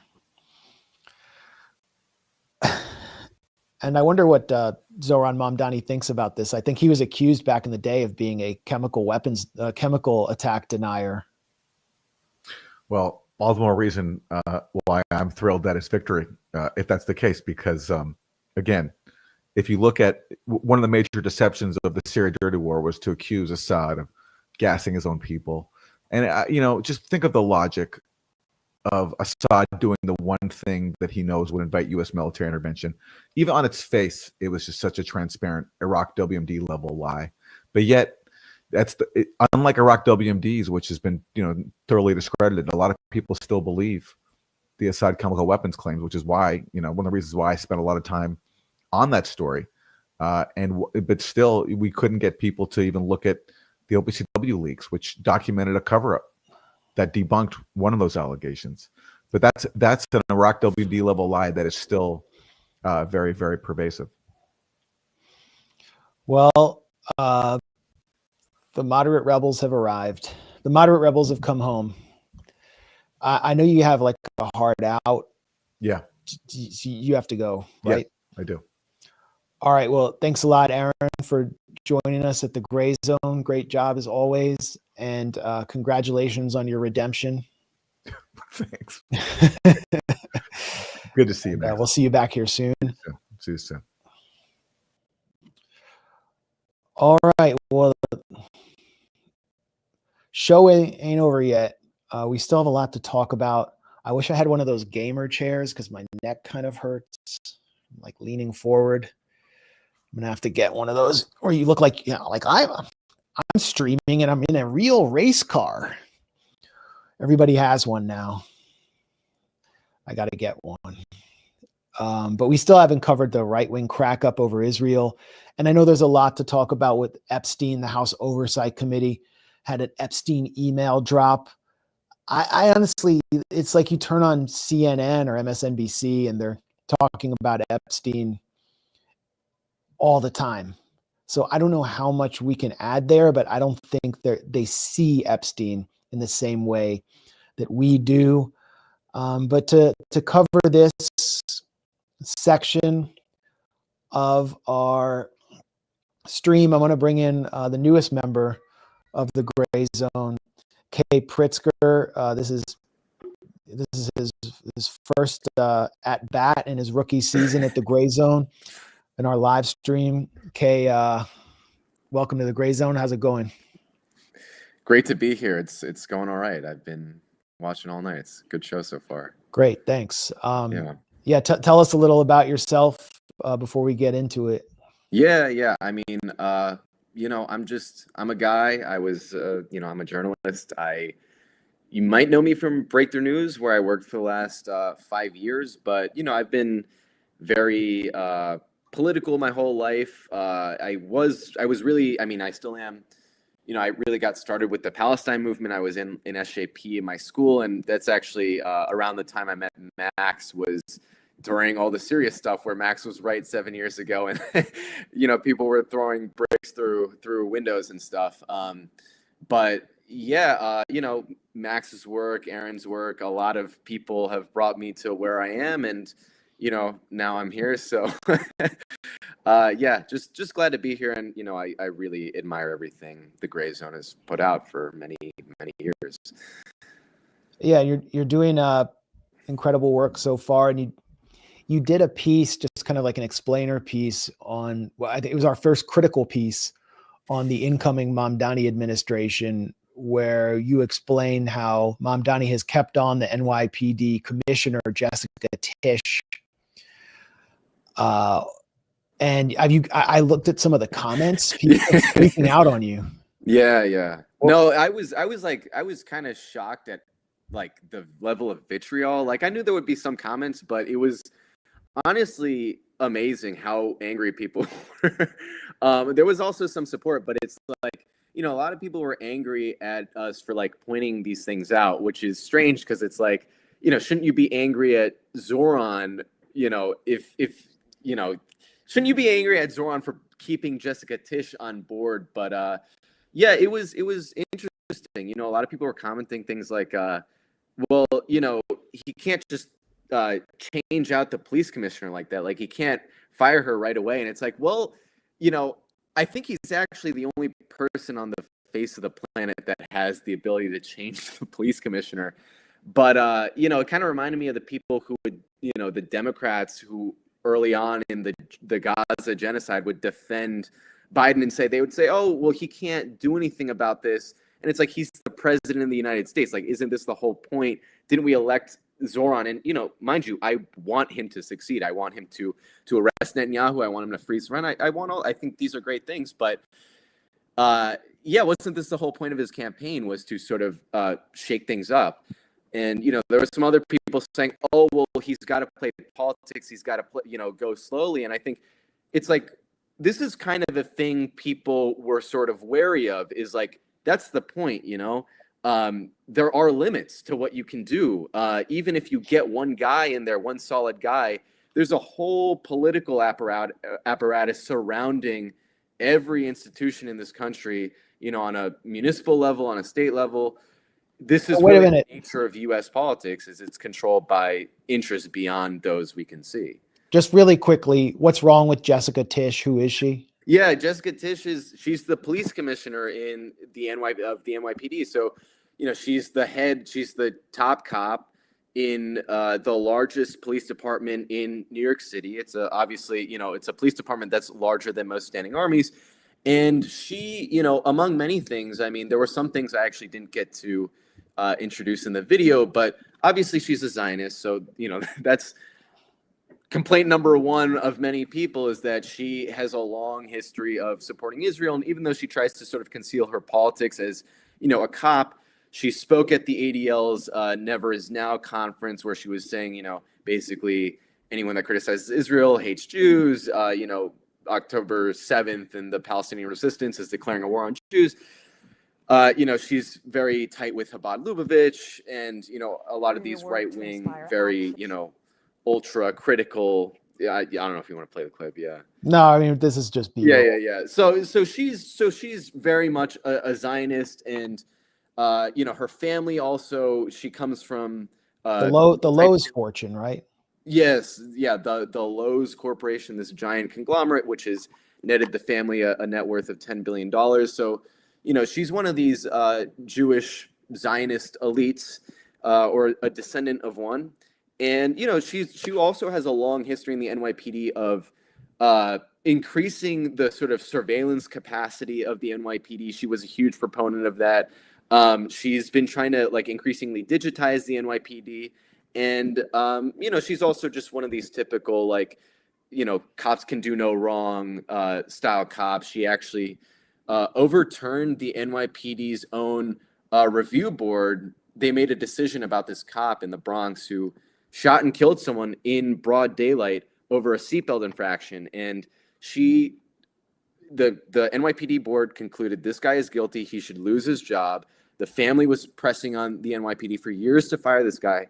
And then Jessica Tisch comes in and overturns the entire decision in her capacity as police commissioner and says it's because the complaint was beyond, it had happened too far in the past. It exceeded a statute of limitations, which I didn't know there was a statute of limitations on murder, but that's the police commissioner. And this is who, Zoran is saying he wants to keep. And I'll just add one more thing. It's not even like he has to, go out on day one and say, oh, I'm going to, defund the police and there will be armed, leftist vigilantes patrolling the streets of New York.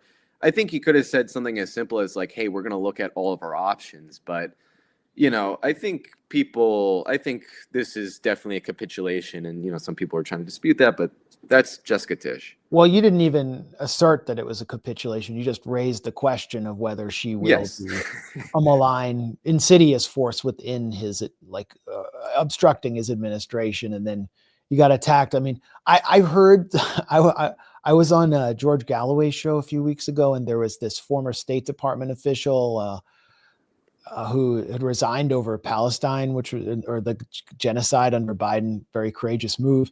But she actually mentioned, I heard her say that people she knows in New York are naming their children Zoran.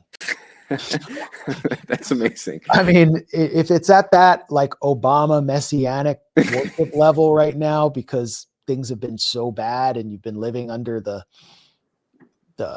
Eric Adams, Cuomo, Bloomberg. I mean, I don't know how many horrible mayors and governors they've had in New York, Hochul.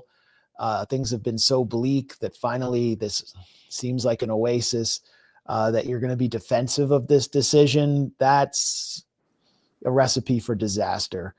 By the way, I don't know if he even has the power to arrest Netanyahu. The U.S. hasn't signed on to the Rome Statute. So I don't know. It would also be a federal arrest, wouldn't it?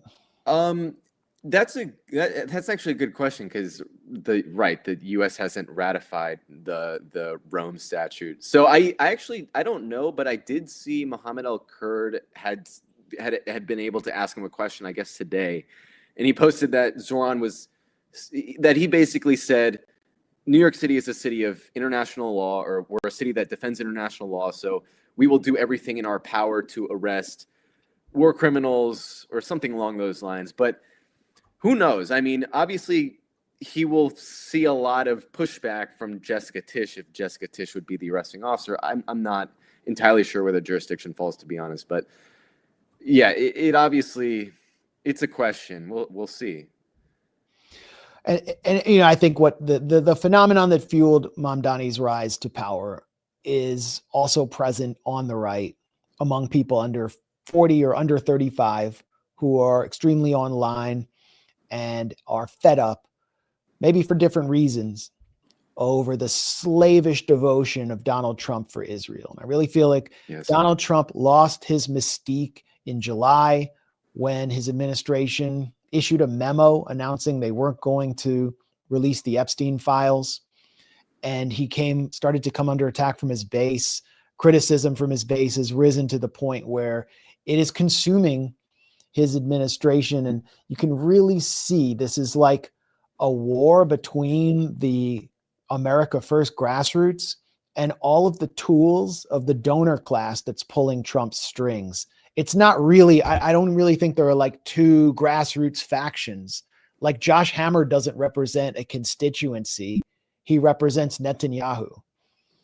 And he's just there in order to discipline the right and discipline that movement, along with Ben Shapiro and Seth Dillon and the Babylon Bee, which is obviously kind of, it's supposed to be the MAGA version of the Onion. But, I exposed Seth Dillon for being present at the Hamptons influencer retreat that Bill Ackman held with Charlie Kirk, which was completely Israel focused. And now look at what the Babylon Bee is doing. Yeah, it's let me just say, for those of you who aren't looking at your screen, this is a tweet by the Babylon Bee. Megyn Kelly gets rid of old pager just to be safe. And Megyn Kelly, who's sort of like riding the fence between these two factions and trying to stay relevant, even though she has bashed the Palestine solidarity movement, said, WTF Seth Dillon, and called him out. And now Babylon Bee has deleted that post. What you were going to say? No, I mean, well, yeah, the Babylon Bee thing was crazy. And I saw like people like pro-Israel supporters in the comments saying like, what's the problem? It was a joke. Like, what is the threat here? And it's like, this is, I mean, just the, like pretending like they don't know, playing dumb is just unbelievable. But no, I was going to say, yeah, I mean, yeah, Trump has completely lost his mystique. I think that's exactly the way to put it. I mean, he rose to power. I mean, he became the phenomenon in American politics that he is, or was at least, on the image that he concocted of, drain the swamp. We're going to go after the deep state. I mean, he more or less introduced this entirely new vocabulary into American politics. And, Jeffrey Epstein, this kind of represents the crux of all of that. I think this was sort of like the last holdout of so many people in the MAGA movement was, well, at least maybe there's this thing. And, I think it kind of, it really touches a point of curiosity, and I think a point of suspicion that all, Americans really have and have been sort of reluctant to talk about until more recently, which is that politics is fundamental. The people in power, we're told they're the most wise, they're the most, it's a meritocracy. They worked for this. They, got into all these good schools, whatever. They know the system and they know how governance works, but it's the complete opposite. It's the people who are rewarded, the people in power are the most corrupt, the most depraved. In fact, that seems to be how you advance in American politics, is you sell out. You, allow yourself to run with these criminals and these criminal enterprises. You allow yourself to be blackmailed in order to be elevated to a higher level of trust in these sort of, God knows how these circles work. But the point is, it's not this system is not a meritocracy. It is exactly what a lot of people feared. And for Donald Trump to then basically spit on his own base and say, you're crazy if you talk about this. This is a Democrat hoax, probably the most offensive thing you could accuse, the MAGA movement of, perpetuating and peddling a Democrat hoax, is just unbelievable. And yeah, I mean, I think there's a lot we could speculate about what this means. And I think seem to be learning more every day about. Well, here's that Trump Truth Social post that you mentioned. Yeah.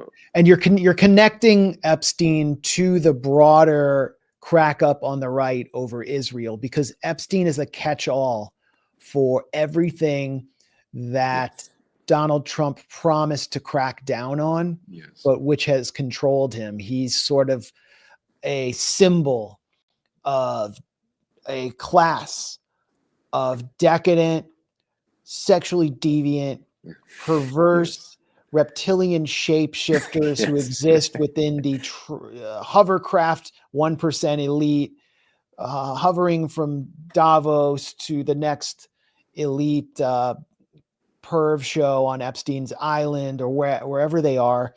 They're not on the ground with the people. They exist above the law. And so Epstein takes on a much larger symbolism here. And everybody feels that on the right and the left. It's actually the kiss of death now for a Republican member of the House to try to not sign on to the petition to release the Epstein files that Thomas Massie introduced. So Trump says now that the Democrats are using the Epstein hoax, he's calling it a hoax. Like, this is the language that Donald Trump could. Donald Trump is accustomed to using this language about Russiagate and introducing it through a Twitter post or Truth Social, like Zeus throwing down thunderbolts against his enemies and riling his base. And he's calling it the Epstein hoax, involving Democrats, not Republicans, not me, to deflect from the shutdown. Sorry, that didn't work out for you. And I'm going to ask Pam Bondi and the FBI, Kash Patel, who is filing through his girlfriend, auto-tune country singer Alexis Wilkins, $5 million lawsuits against America First podcasters who mocked her or joked around about her being a Mossad honeypot. Kash Patel to investigate Jeffrey Epstein's involvement with Bill Clinton, Larry Summers, Reid Hoffman, JP Morgan Chase. Great, do it. He says this is another Russia scam. It's all fake. Because obviously Donald Trump shows up in the majority of these House oversight emails. And as Jeffrey Epstein said, Donald Trump is the dog that hasn't barked. It's embarrassing to Donald Trump. It's shown that Donald Trump is we always knew this, but his hypnotized MAGA masses of followers, they couldn't see it until now. They see that he was down with Bill Clinton.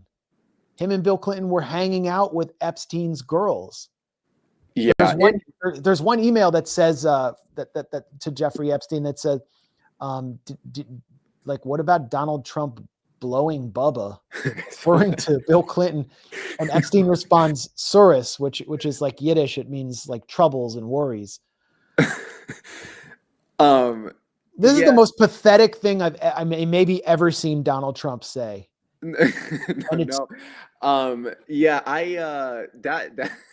The Bubba thing, I was like, it's like up there with like the Lindsey Graham ladybug thing. In like, I just don't want to know.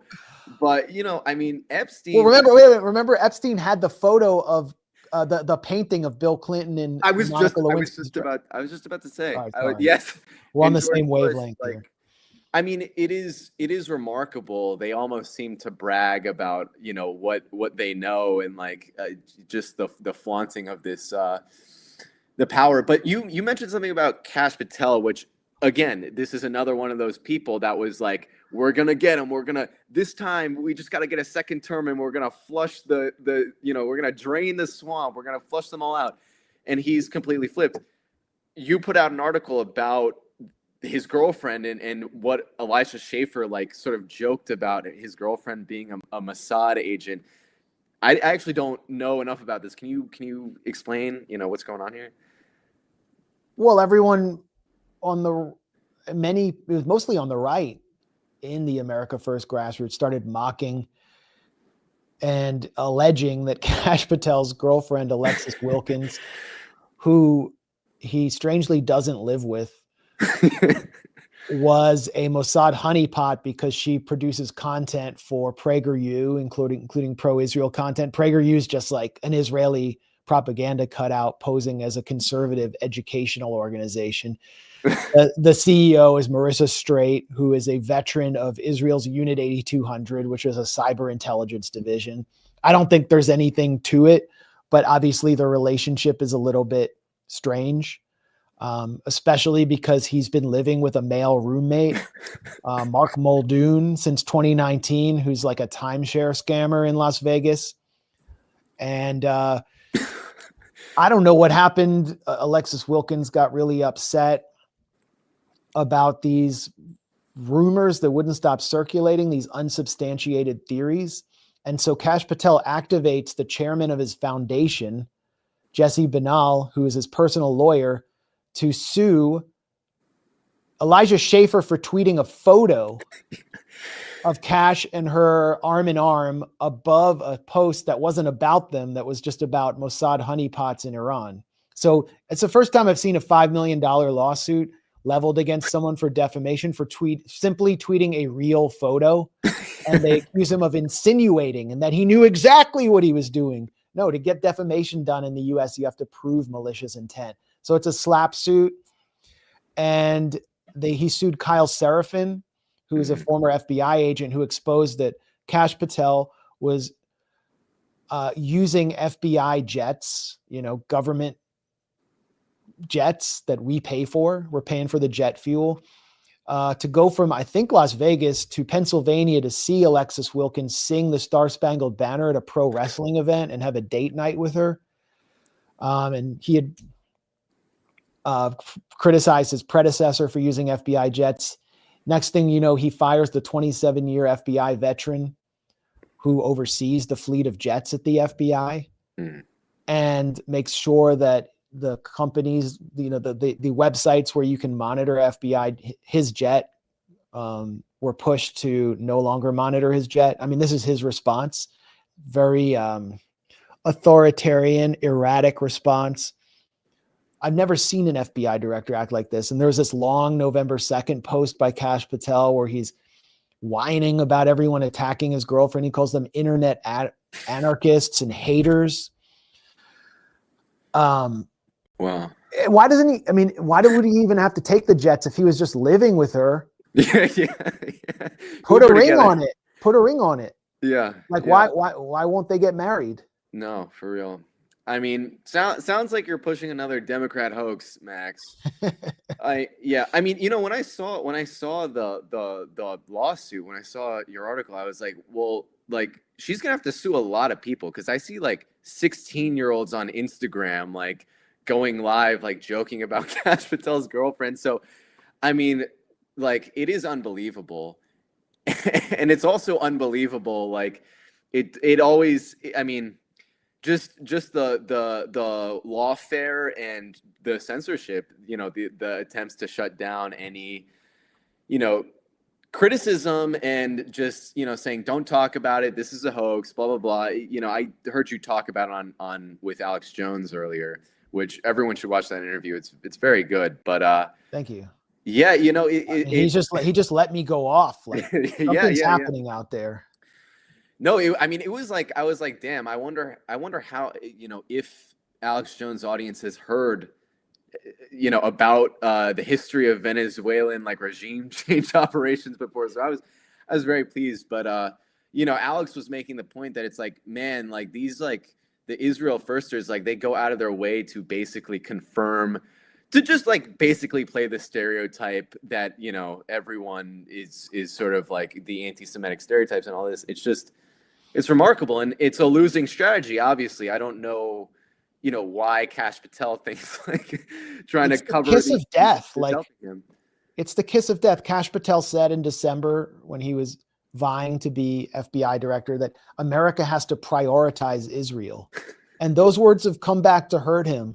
Yeah. I never thought I'd see the day. I want to take just like a really quick musical break. Because we've been talking about a lot of serious, weighty, and sometimes disturbing subjects, and I think we could all use a patriotic music break.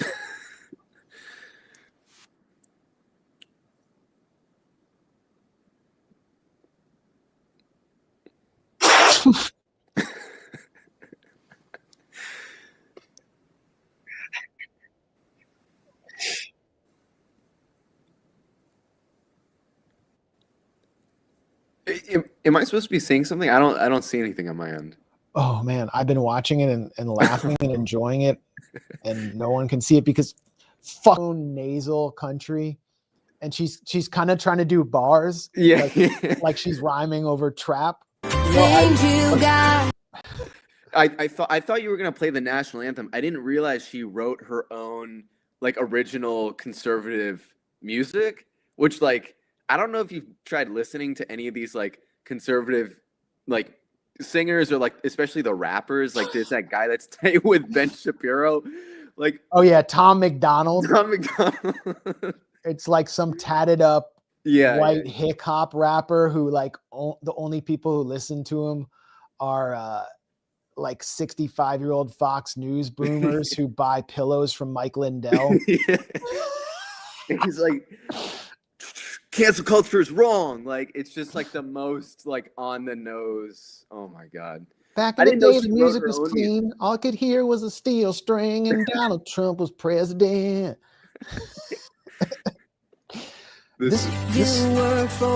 Okay, so no, clearly we only know about Alexis Wilkins because of her great contributions to the country music tradition and because she's hailed as an icon in Nashville. It has nothing to do with the fact that she's in a relationship with a guy 20 years her senior who swore in on the Bhagavad Gita. No, that's all part of the Democrat hoax. They're trying to undermine this strong, independent, conservative woman who's a great musician, obviously. She's actually said that, like, don't stop referring to me as the FBI director's girlfriend. I am a great country singer and content creator. Yeah. Yeah. That's not going to cut it. There's a reason we're talking about her. And now they're going after their own people. They're eating their own movement alive. Kash Patel, the FBI director, Trump's top cop, is trying to like take bodies within the America First podcaster world on behalf of that auto-tuned, monotonal country wannabe. Yeah. I mean, at every level you look, it's just laughable. And then you have the Epstein files on top of it all. The Trump, I mean, and this is like is this the first year of the second? It hasn't even been a year. I mean, until next January. I mean, it hasn't even been a year. And like we have videos of, you know, Kash Patel, Dan Bongino, even Trump himself, like sort of alluding to, yeah, we're gonna, you know, declassify a lot of stuff. I mean, it's absurd. Like interviews like in like October of 2024, these people saying this, it's crazy. Yeah. I mean, Kash was promising the most along with Dan Bongino. Yeah. Which speaks to the crisis that they're in. And they're getting roasted at TPUSA events. Yes. I mean, here's a really good exchange. Mr. Trump, Ms. Trump, I'd like to ask about... This guy's so much more real than Alexis Wilkins. Mr. Trump, I just came down from the old lumber yard and I want to talk to you about a little place called Apartheid Israel and a battle campaign against the Palestinian people using Gaza as a laboratory for the neo-colonial capitalist necro economy. Now, here we go. Your father's relationship with Israel. He's taken over $230 million from pro-Israel groups. During the summer against Iran, even though he advised against it, Israel still attacked Iran and the U.S. still bombed on behalf of Israel. Your father's frustrations with Netanyahu have been made clear when he cursed on national TV over the situation. Israel has not been a great ally to the U.S. all the way since 1960 when they bombed the USS Liberty.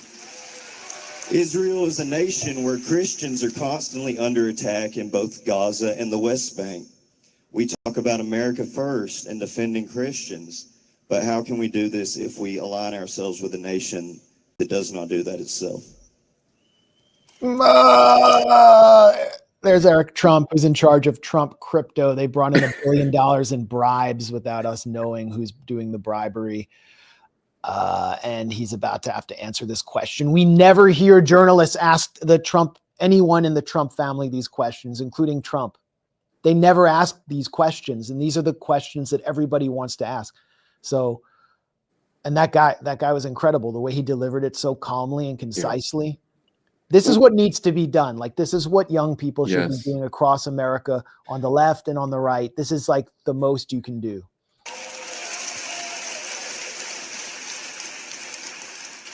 There's no question my father's had frustration. In fact, I think he's had frustration throughout the whole conflict with both sides. With both sides. Okay. Well, and then the thing is, but sorry to cut in, but you know, JD Vance was confronted about this. Glenn Beck whenever these Trump world figures are confronted at these TPUSA events, they never defend Israel in an aggressive way. They're always very defensive about Trump, but they never will defend the special relationship with Israel or say Israel didn't commit ethnic cleansing. How dare you say that? And Israel's an ally. It's so clear that none of them are actually enthusiastic about Israel. Yeah.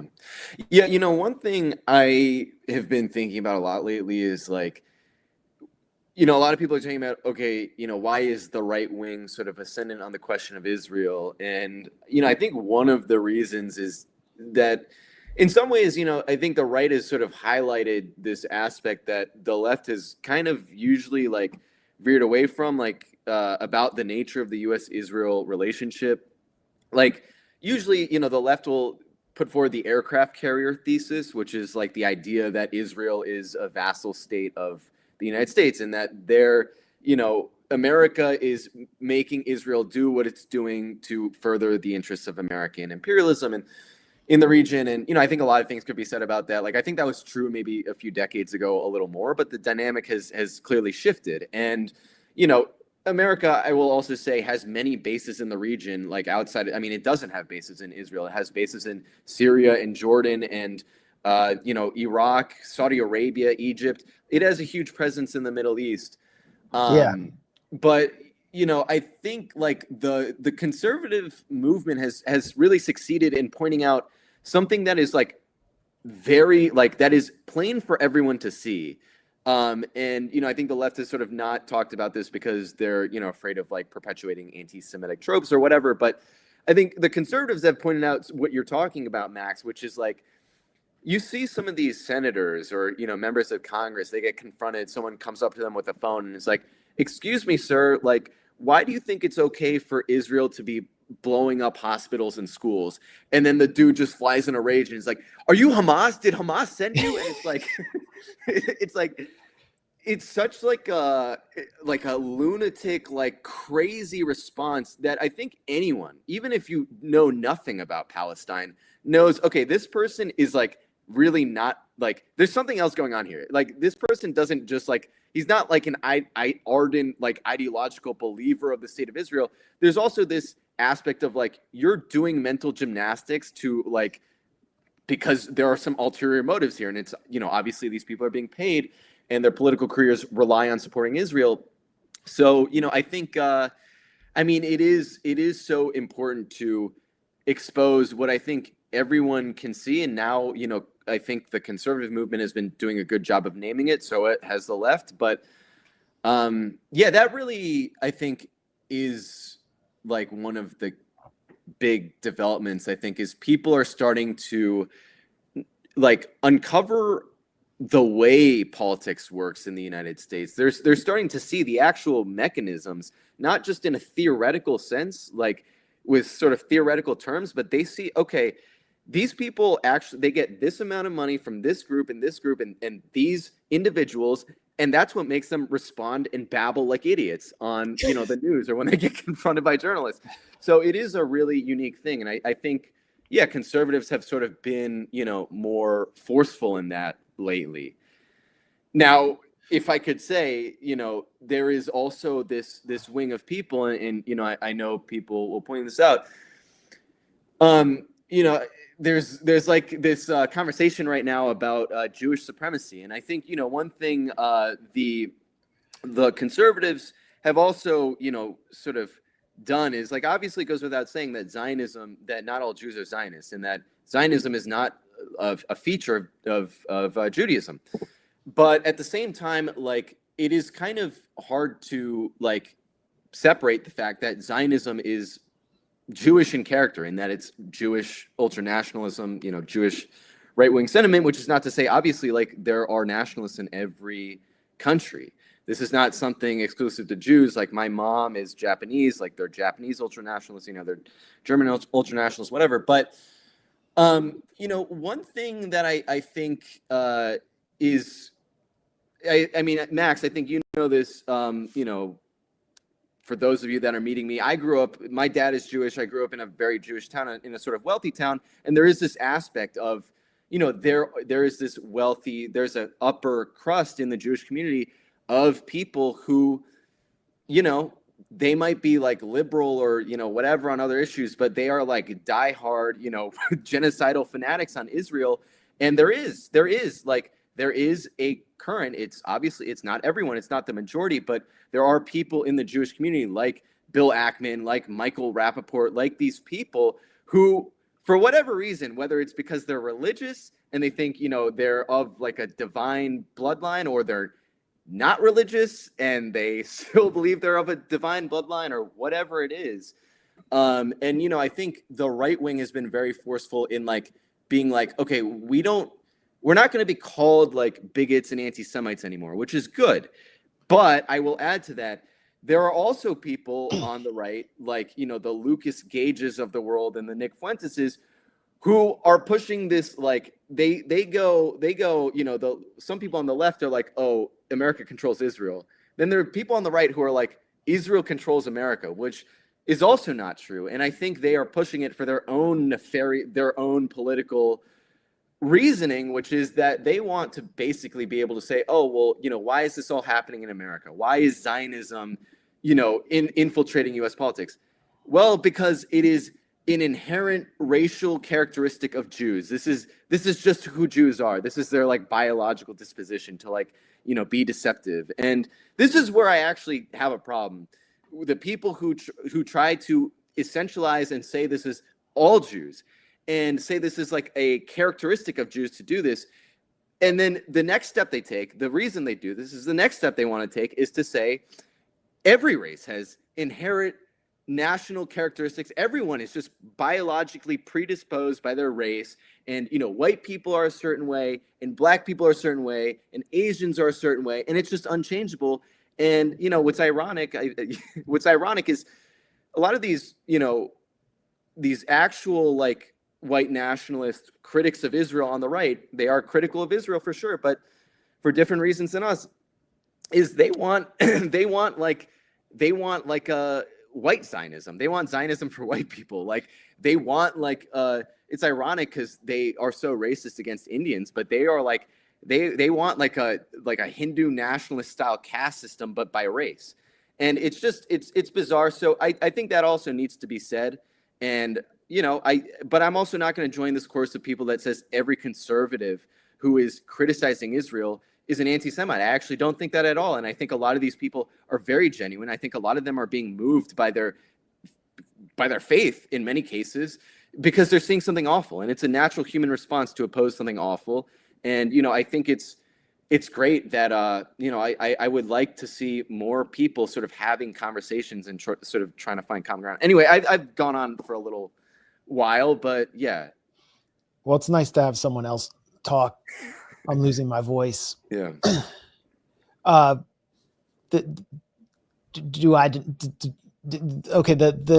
ADL obviously fabricates that anti-Semitism is surging to the point where we need to enact sweeping censorship laws and monitor Mamdani and monitor students and jail people. They incorporate in their phony data any pro-Palestine chant, pro-Palestine anti-genocide march, and tabulate it as an anti-Semitic incident. At the same time, I mean, it's just a vibe I get is people online who are very politically active tend to be, but I see more anti-Jewish attitudes, open anti-Jewish attitudes you didn't see before. Totally. And I'm not just going to, I mean, it's not just that there is this magnetic figure on the right who's like the new Hitler, who's able to just conjure up these attitudes. Like there have always been these figures around. And their biggest problem with Jews wasn't necessarily Israel. It was that Jews were sort of a driving force for civil rights and Hollywood and the cultural destruction of America and pushing liberalism and so on. But now what they're looking at when they see Jews in public, what do they see? I mean, what they're seeing is just absolutely ghastly. And it's being seen in a way like never before, because these figures who used to feel so securely in control of Democratic and Republican administrations and Congress, at least when it came to the Middle East, are now desperate and are now coming out. They're sort of coming out of the shadows, and they can't control themselves. They're just like cartoonish figures. Yeah. And they don't have anyone on their own that can convincingly move people in the media. Like they're putting Josh Hammer up against Nick Fuentes or Tucker Carlson. Like Josh Hammer, he's like a Jewish, negative Jewish stereotype. All the Jews that everyone sees online embody all of the negative stereotypes, and they're not funny or particularly intelligent, which are the positive stereotypes. They're not like you're not seeing like the cool Jews like George Carlin and Lenny Bruce out there. And like, you know, I didn't know George Carlin was Jewish. I'm a big fan. This is what they're seeing. Yeah.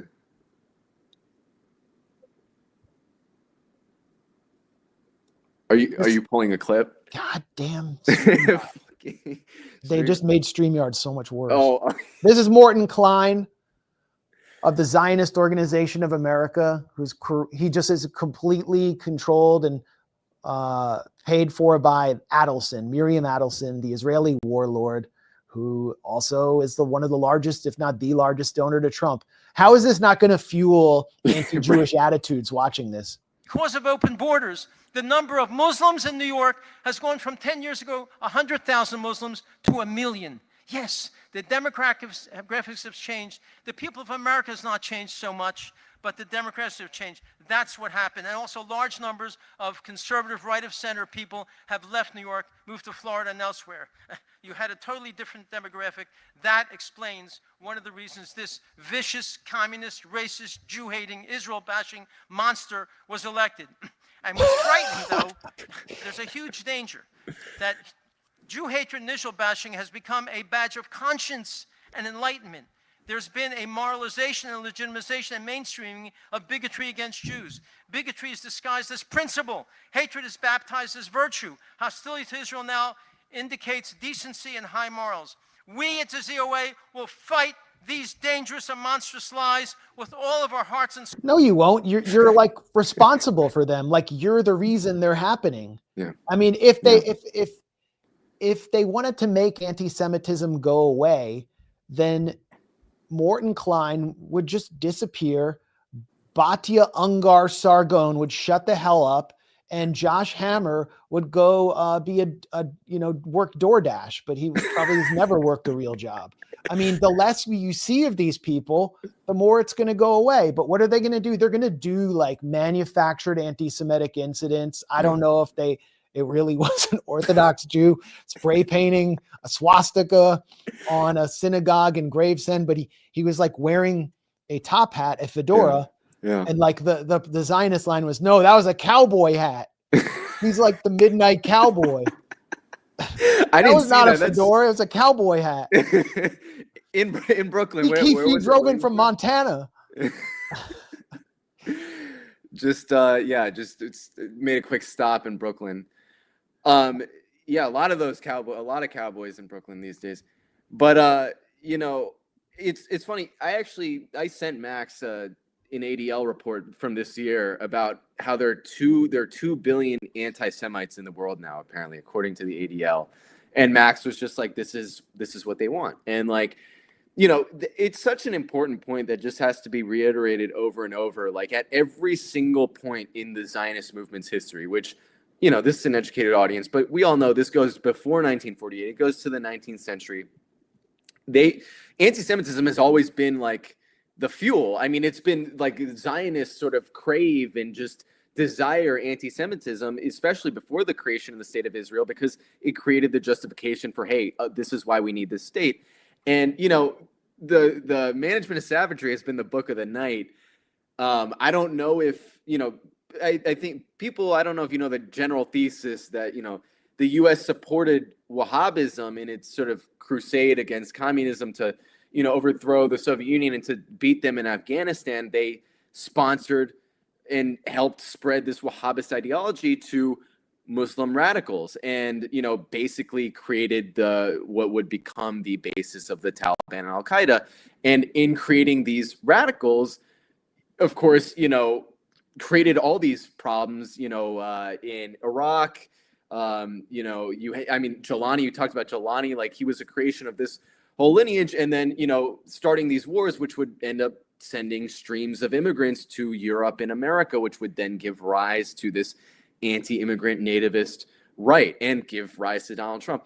And I was thinking, as you were talking about this, I was like, maybe you need a management of savagery too, about how in the last 2 years, Israel has been so open in just they're flaunting their power. Netanyahu like calling on Joe Biden to like crush the Palestine encampments, or like sitting down with calling US for a Kent State solution, calling for the National Guard.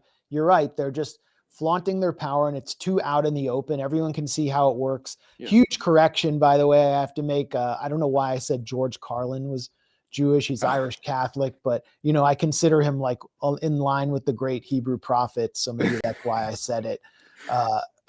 Lenny Bruce, he was. So just wanted to issue that correction real quick. But you get the point. And, just to illustrate the point that we're making, that there's this sort of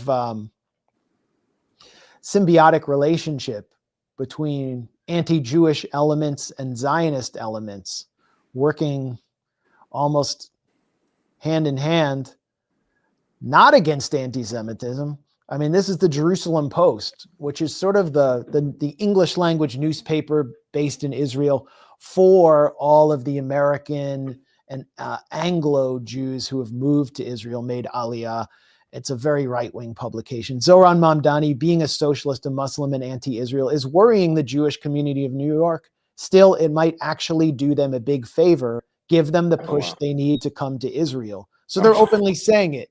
I mean, this is really what Zionism's about. Yeah. This is like the perfect distillation of Zionism into one tweet. They don't want anti-Semitism or anti-Jewish hatred to end. They want it to flourish in the United States in order to justify Israel as a sanctuary for the world's Jews, because Israel doesn't really have much other justification except as an imperial attack dog, and that one is wearing off as well. So I think that kind of makes that point nicely. And it's disturbing. It's disturbing because there's nothing I can say. It's like, I'm not going to go and argue with white nationalist critics of Israel because they're white nationalists who don't like Jews and I happen to be Jewish. Like, what good does that serve? It's not going to convince anyone. There's nothing I can do. As soon as Israel stops asserting itself in the United States as the eighth front of its global war, I mean, Netanyahu's openly announced that the U.S. is its eighth front. We're going to start to see all those attitudes kind of fade away. Yeah, this is the answer to anti-Semitism. Yeah. Is dismantling Zionism. Yeah. Yep.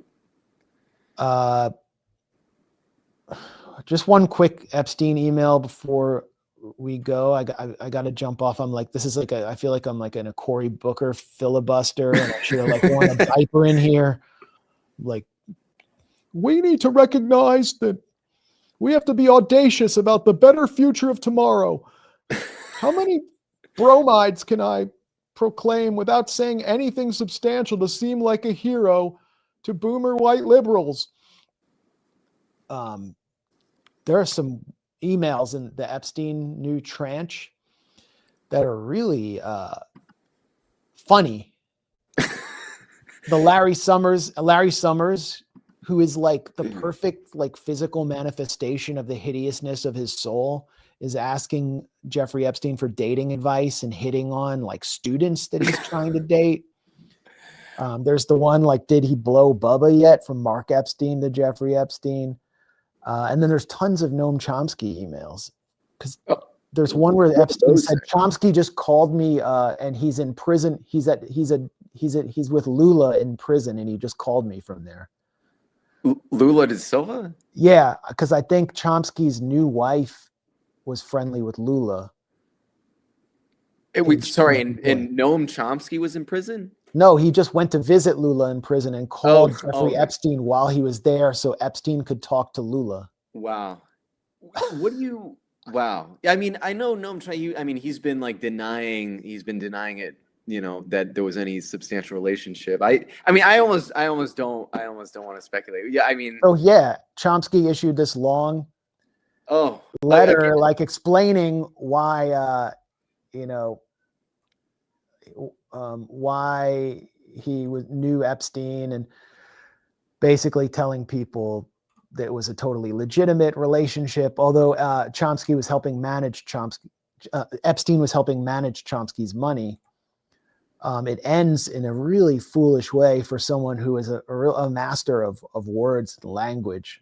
Chomsky. I mean, he was one of the premier scholars of linguistics, and it ends, he quickly became a highly valued friend and regular source of intellectual exchange and stimulation. Why did you have to put "and stimulation"? It could have been intellectual stimulation and exchange, but stimulation is just hanging there on its own as the very last word.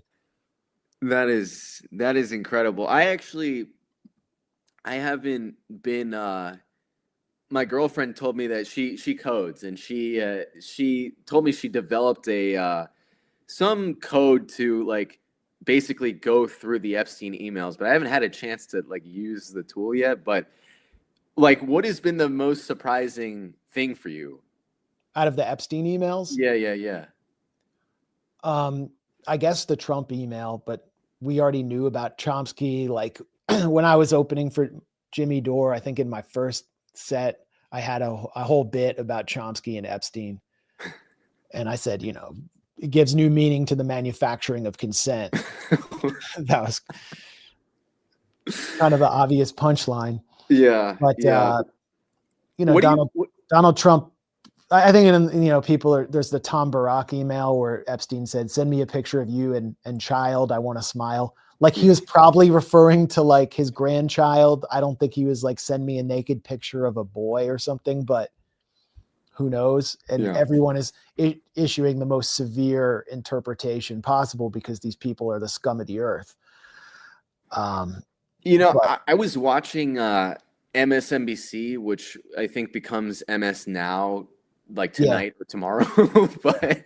but they've been talking about Epstein obviously nonstop, and it's so funny how they try to walk this very careful line where they're yes, now this implicates Trump, and we care about this very deeply, but this is also a conspiracy theory, and we spent the last 5 years we don't want to get into the Epstein conspiracy theory stuff, but we want to talk about Epstein tonight because it's critical to our to politics. Just what the hell?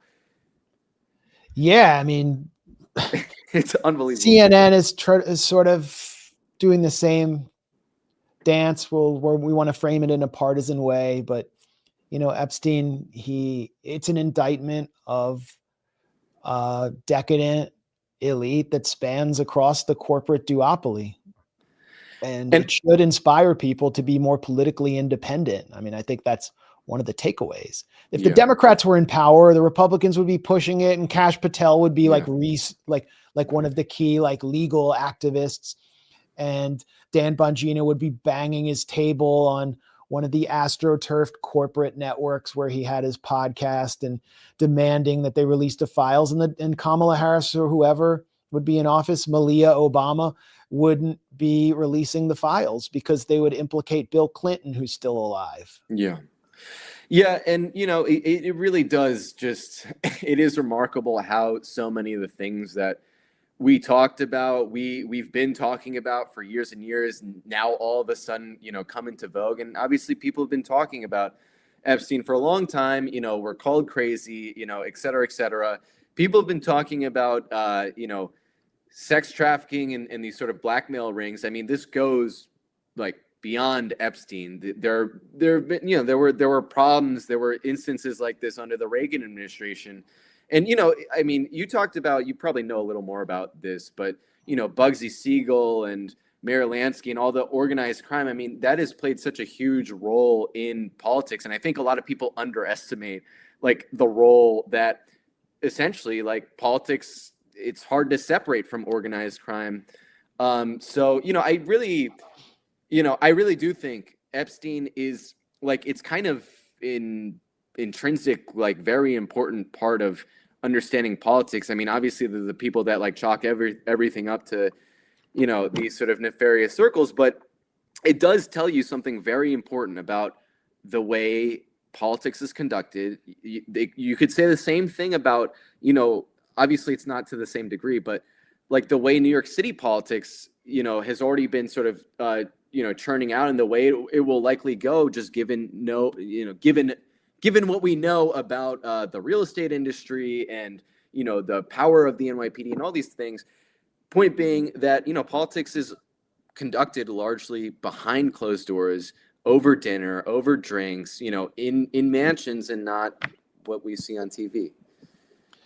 Great point. Last issue before we go, Chomsky versus Michael Parenti. I mean, this kind of this would kind of settle it. Yeah, this is kind of the.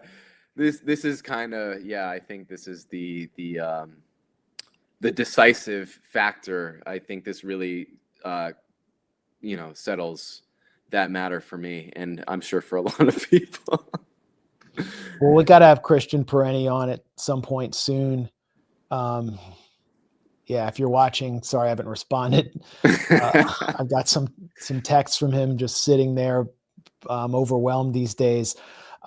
Christian was a real star of our Grayzone day at Icarus Fest, and we got to get him back on here. But and Michael Parenti, he's still alive and he's still with us. And if you really want to understand the manufacturing of consent, read Michael Parenti's book, Inventing Reality. If you really want to understand how destructive humanitarian interventions by the US and NATO have been, read Michael Parenti on Yugoslavia, Killing a Nation.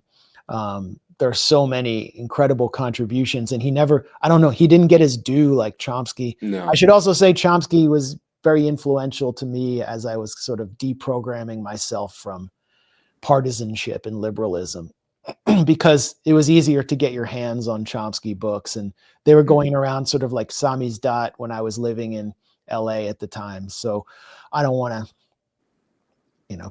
I'm not condemning Noam Chomsky, but it's like all those rockers from I keep making people call them boomer references, but like, who the hell wants to listen to music today? They all died when they were 28, like Janis Joplin, Jimi Hendrix.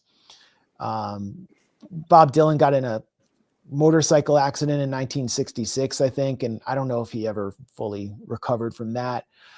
But imagine if like they had lived through the disco era, like what would have happened to them? Like Purple Haze with like slap bass, Purple Haze, like trying to stay relevant. And Chomsky just lived forever and like was a public intellectual until fairly recently. Yeah. He's still alive too. So I don't know. I hope like if I drift into libtardation at some point that like someone puts me out of my misery. Like I hope Anya just like snuffs me out. Yeah.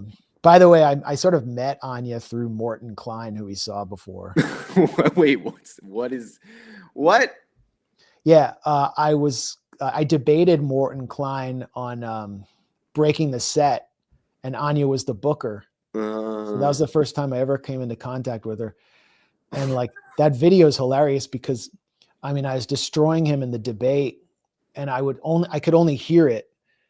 And I just heard him like being like, and I was talking about like what was happening in Gaza at the time. It was 2014. I'm like, children are being killed more, and that is not funny. God. And then he just starts laying into me, and he said, I have Tourette's syndrome.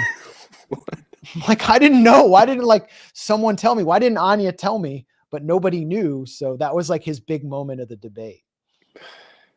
Christ, but I was never able to debate him again. Wow. And maybe we can debate on Piers Morgan or something. Yeah. That clip of him, really bad for Jews everywhere. Bad for the Jews. Really bad. Shonda, just a nonstop Shonda machine. All right. Well, Kay, thanks for joining us. That was fun. This is our newest member of the Grayzone, Kay Pritzker, no relation to Penny or JB Pritzker, right? No, none whatsoever. Yeah. Very. Please tell your friends if they ask. All right. All right. Thanks everybody for being a part of our stream and for supporting the Grayzone. As I said, I think last week we're suspended or blocked by PayPal. So if you want to support us, we have a new way to do so on our Substack site or on our thegrayzone.com regular site. You can just go to the support tab if you want to support the cause.